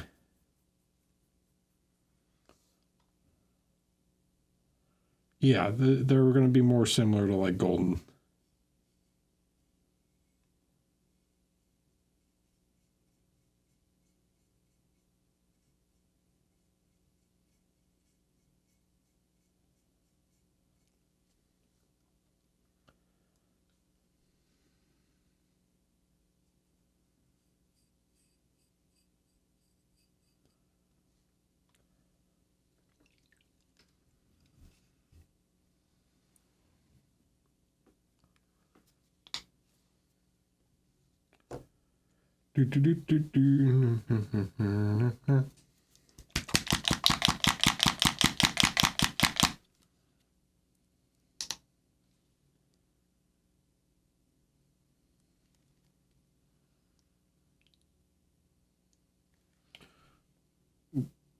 I haven't opened that since I've been on an airplane. Oh, 15 minutes.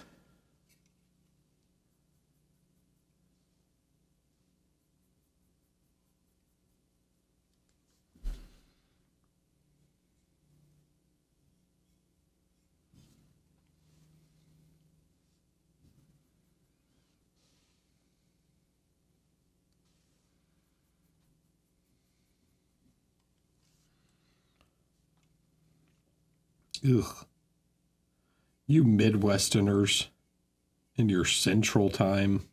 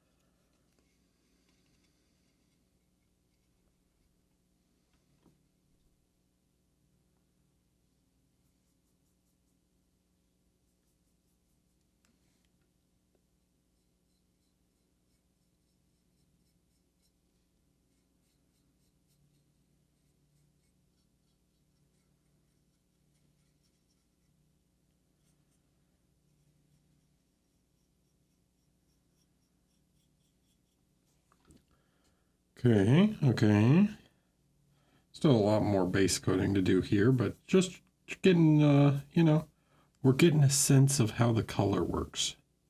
Does the color work? That's what's important. I can go back and, clean up base coats. But I'm just trying to see what I think about the tones.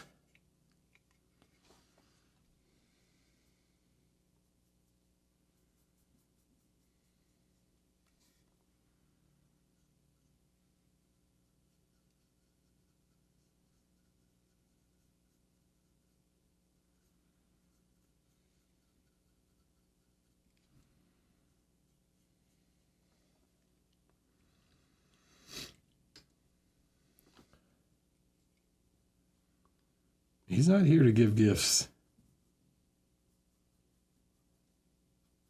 Okay, maybe a couple.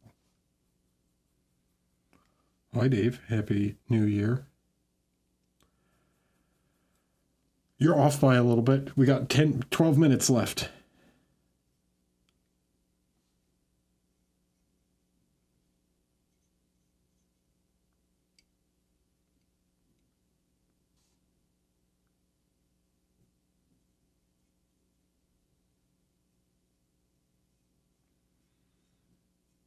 I think his in his book event when they introduce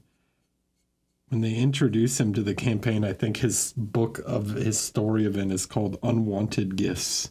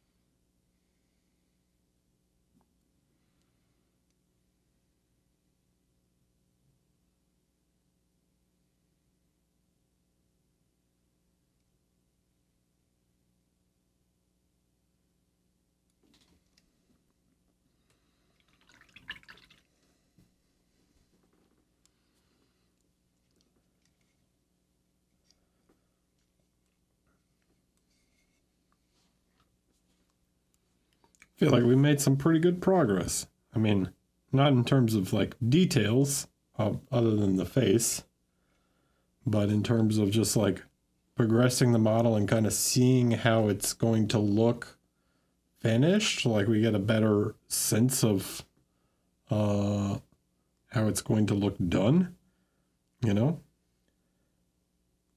I feel like I've also touched on a lot of the stuff that I think is like relevant to the actual painting, like how I would paint certain elements.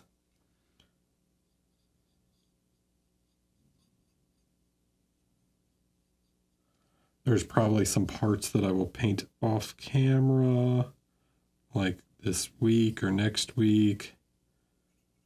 Things like the rest of the gold, I think I could probably paint off camera. I've got to do his swirly candy cane staff.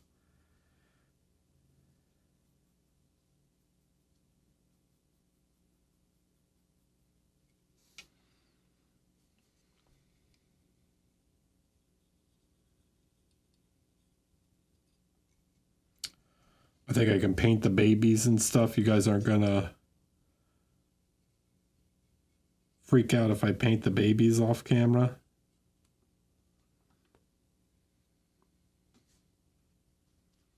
Are you going to be judging at all the Golden Demons next year? Yes.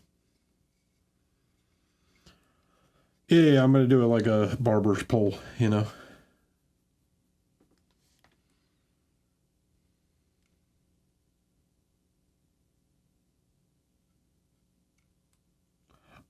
I don't know, maybe you think red and I was thinking white, red and white, but maybe yeah, I'm going to do red and white.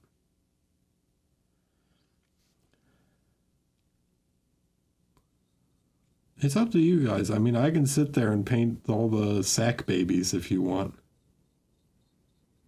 on stream. I want to know the parts that you guys find interesting.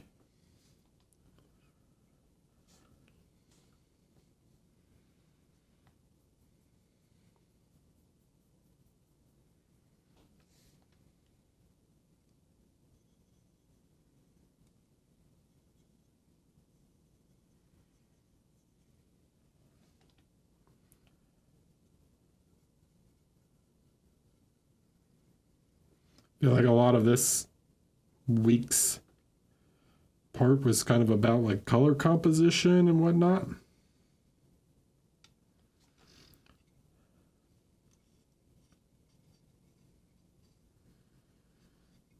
Oh yeah, we've gotten a few never before said sentences this stream.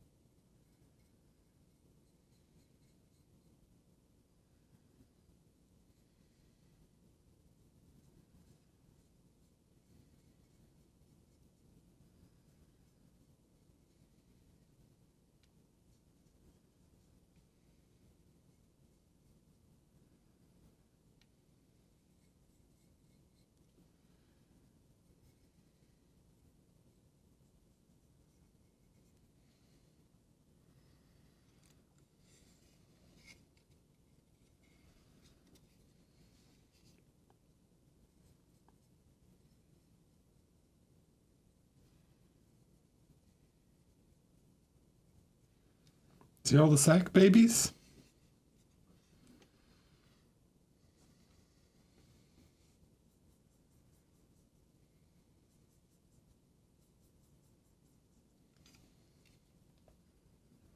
I'm going to do it black, but then I'm going to probably do the like thread and stuff gold.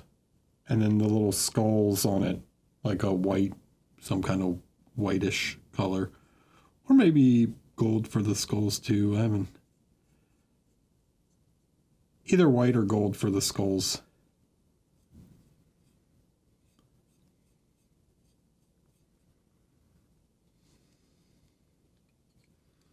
No, they're not melted. The babies are fine in this. You got to keep the babies fresh, dude. Everyone knows you don't want moldy baby snacks.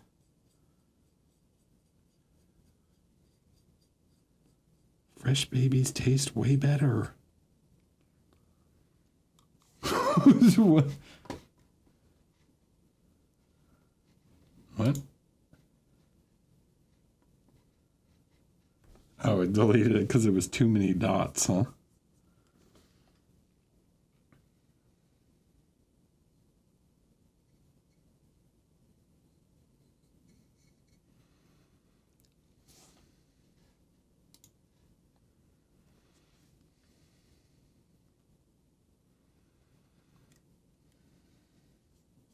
Yeah.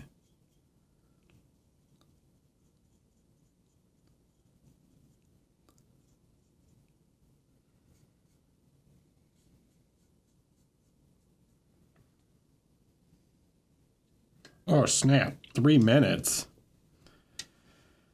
We're getting there. I'm so in the zone right now. I'm not even thinking about the new year. I'm thinking about delicious babies.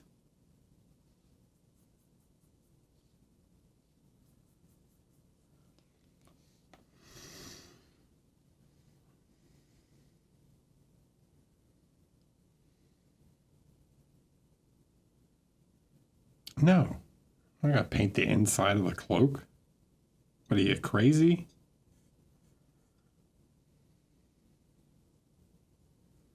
I don't paint the underside of my display models. Or you think I'm gonna paint all the underside of a gaming miniature? Get out of here.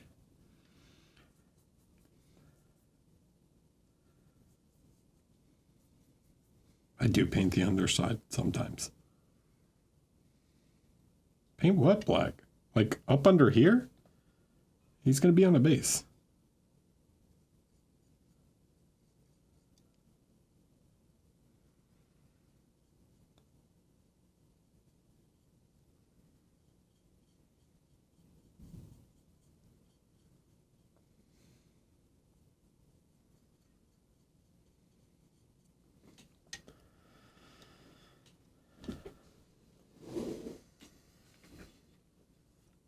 get it together.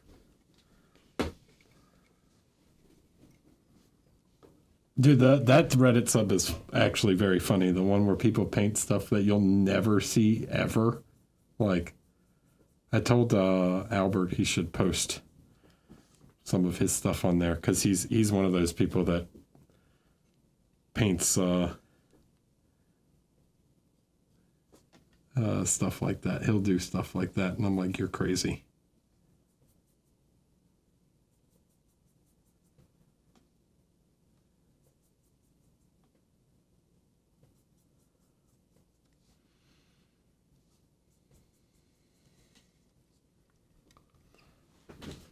Let me get the countdown clock.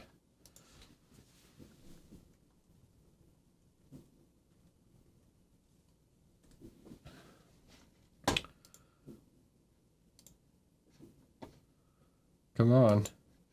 Everybody's watching it. Oh, the page has been rate limited because it's New Year. Ah, Happy New Year.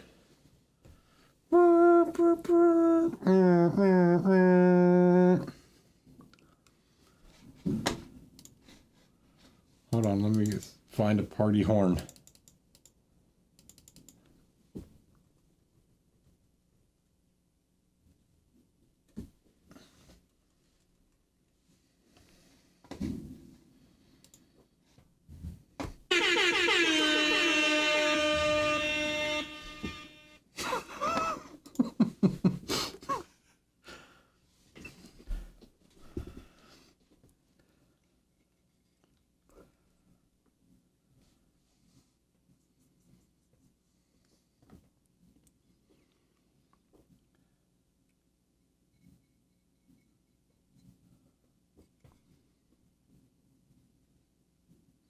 Yay.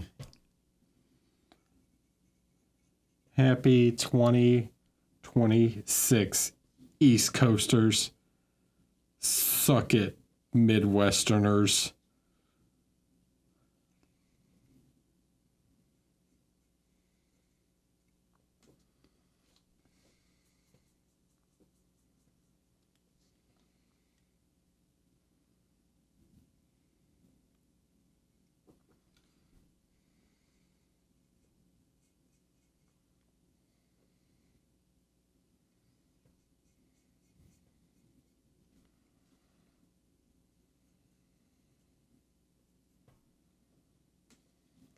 Nah, West Coasters, you guys are fine. You're so far behind, it doesn't matter. And then we're not even going to talk about like Hawaii. They got a ways to go.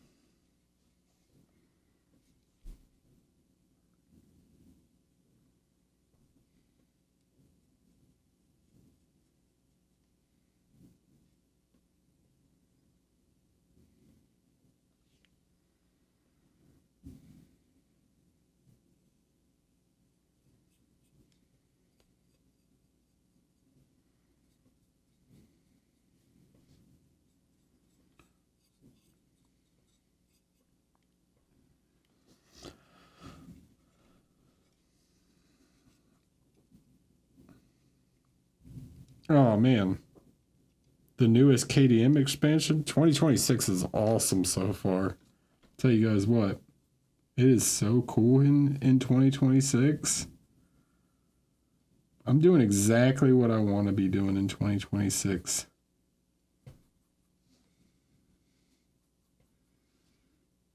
Starting the year off right with my resolution, get more of my KDM painted.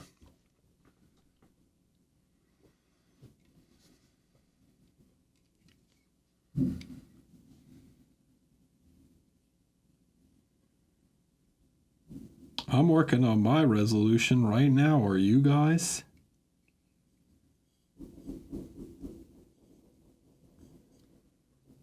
Dude, people are going crazy with the fireworks. That one didn't even sound like fireworks. That just sounded like a gun. Someone's just... What were they called? What did they call it in the other guys? He's like, "Wait, you never done a desk pop?"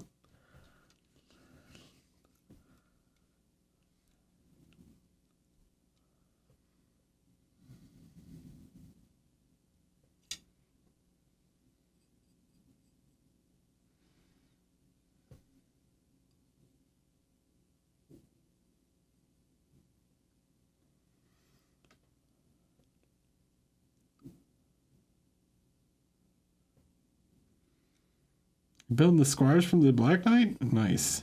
They have some terrible mold lines, so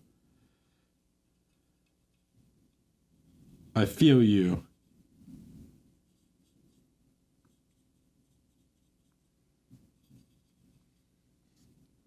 I gotta build the Red Witches. Just in case you guys have Red Witches, some of the models that come with it are in fact not just survivors. They are minions, so you might want to put them together.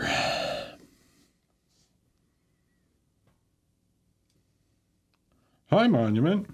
Happy New Year. Well, it's New Year for me. You guys got a couple hours. You're on West Coast time, right?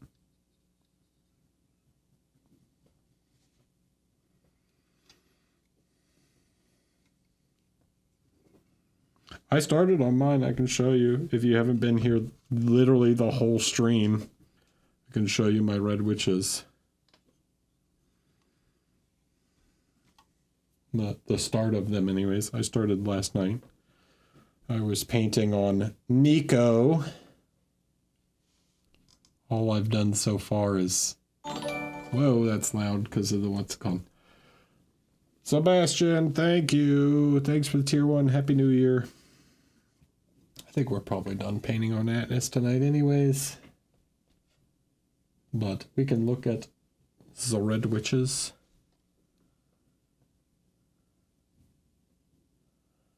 All the reds are done. It was just done with an airbrush. Just airbrush and then a couple little highlights and what's it called? Some shadows. But just some airbrushing to do the red, and then, yeah, I've painted the skin. Well, skin on one. Haven't done the skin on this one.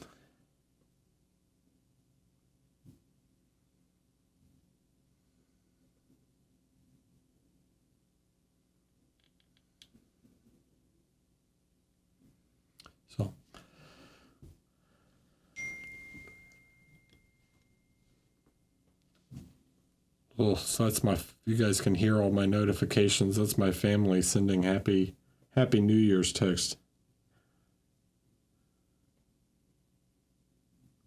But yeah. How you make the red highlights pop without going too pink, orange, or fleshy? No, it's just black. It's just dark. It's really, the trick is to just use like pure red, right? That's just this red. Bloody red as like the final light. People just over highlight red. You want to just use like actual red.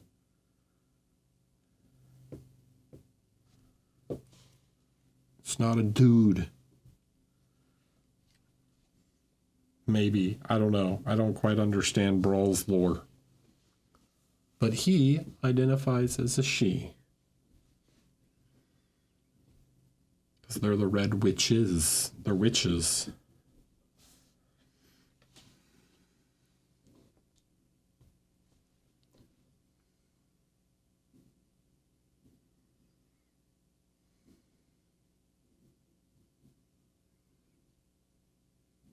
Yeah, I don't know. It's just not worth it getting into, but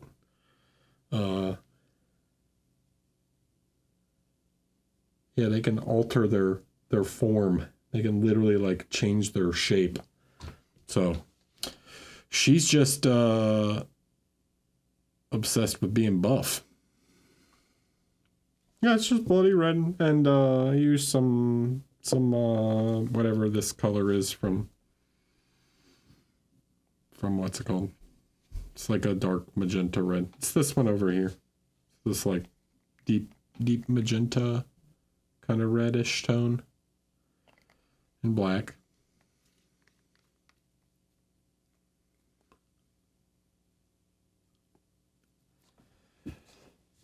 But yeah. Woo! New Year.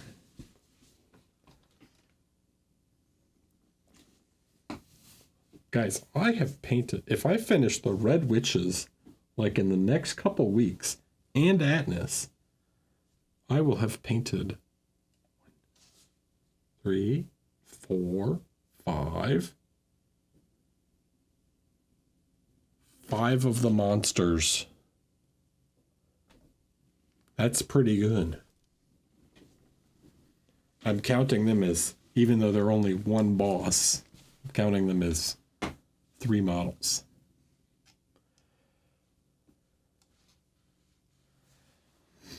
So we're getting there. Just White Lion, or no, not White Lion. Just Crimson Crocodile.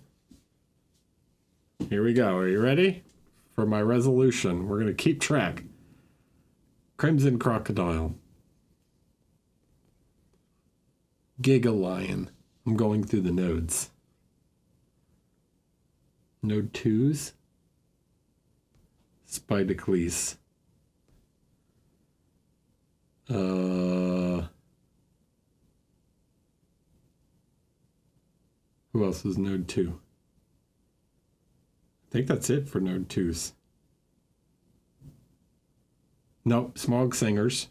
So Smog Singers has been to 3 models. I painted the Flower Knight. Flower Knight's done, Antelope's done. Node 3s, Phoenix. Gotta paint the Phoenix. That's 7. All right. Node 4s, Lion God.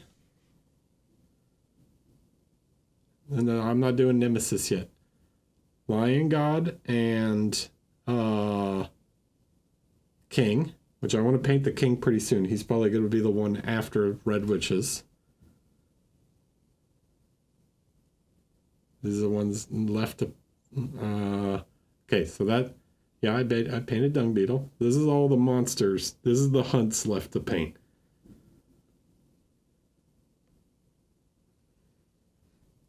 Nucalope. So 10. Because he came out. So 10 hunts. All right? Until Screaming God comes out. Now Nemesis, so keep track. We got 10. All right? 10 so far. Nemesis. Node 1s. The not upside down pariah.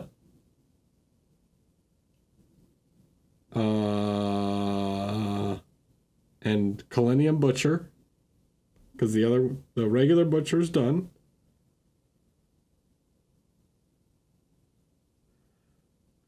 Manhunter's done and Upside Down Pariah are done.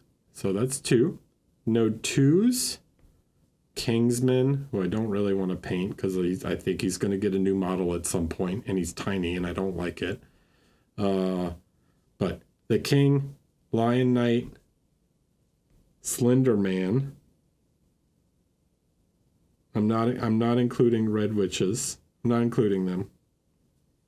They're in progress, so we're going to count them so far. Yeah, I did Sunstalker and Dragon and the Dragon. I'm going to count the Tyrant. So the Tyrant.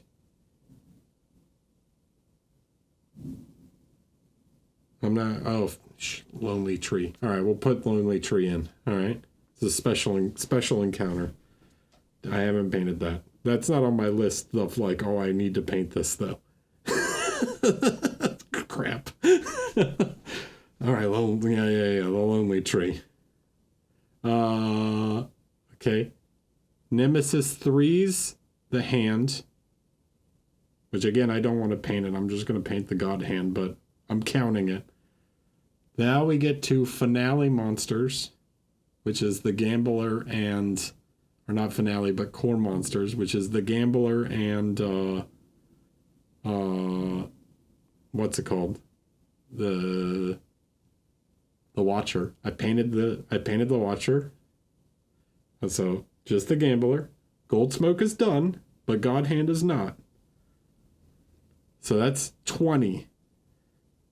Then Encounter Monsters, we have 5 Bone Knights, or 5 the 5 Bone Eaters. And unless I've forgotten any, that is 25 models left to paint to finish all of them.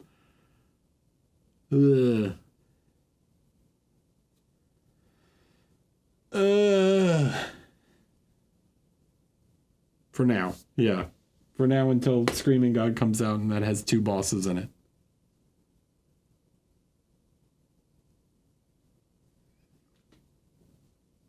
So you don't have any naked monsters? No,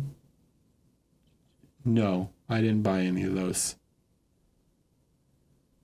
I didn't buy like the bee or Oblivion Mosquito or anything, because they're going to come eventually. So I'm not worried about it. I don't buy that stuff early. I'll get them when I get them. Yeah. Until the Abyssal Woods and Campaigns of Death, and they add like 50 more. All right. But where I'm at right now, I have 25 left. Not including the Red Witch's minions. Not counting minions. Because then I'd have to include all of Spidocles' little spiders. Could theoretically use a token for them.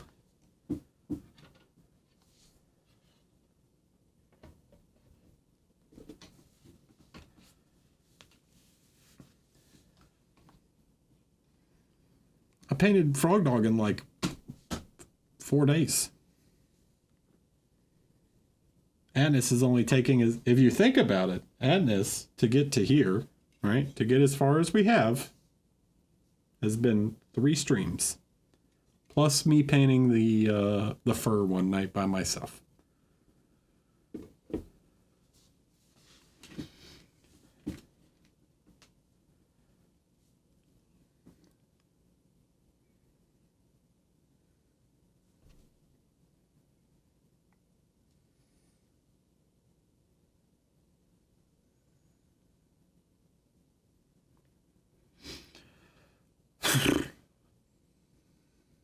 See, I shouldn't have thought about it. 25 models seems intimidating, right? We can make one more. We can make one more Eric word of advice. Okay? Enjoy the little victories, okay? Don't think about the whole. Don't think about it all. Enjoy the little victories. Right? Don't think about the lonely tree that you have to paint because you don't want to, and you don't want to paint Spidocles either because he's not even put together, because he's a terrible monster to play with because he doesn't really fit on the board properly. Okay, don't think about those ones. Think about the ones you're excited to paint, all right? It's the little victories. Think about the one you want to beat up next, okay? I don't want to play the Kingsman. What does he need to be painted for? I don't even want to put him in my campaign.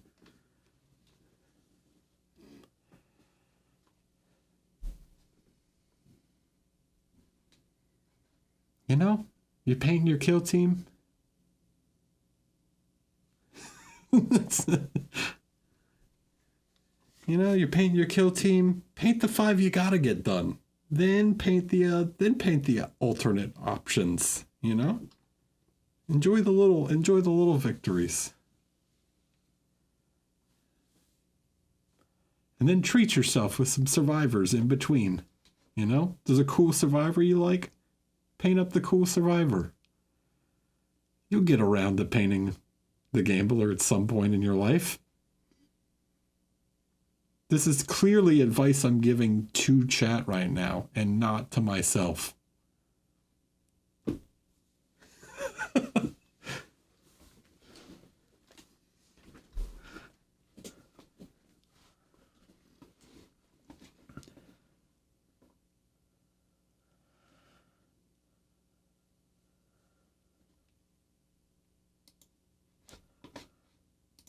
Well, all right.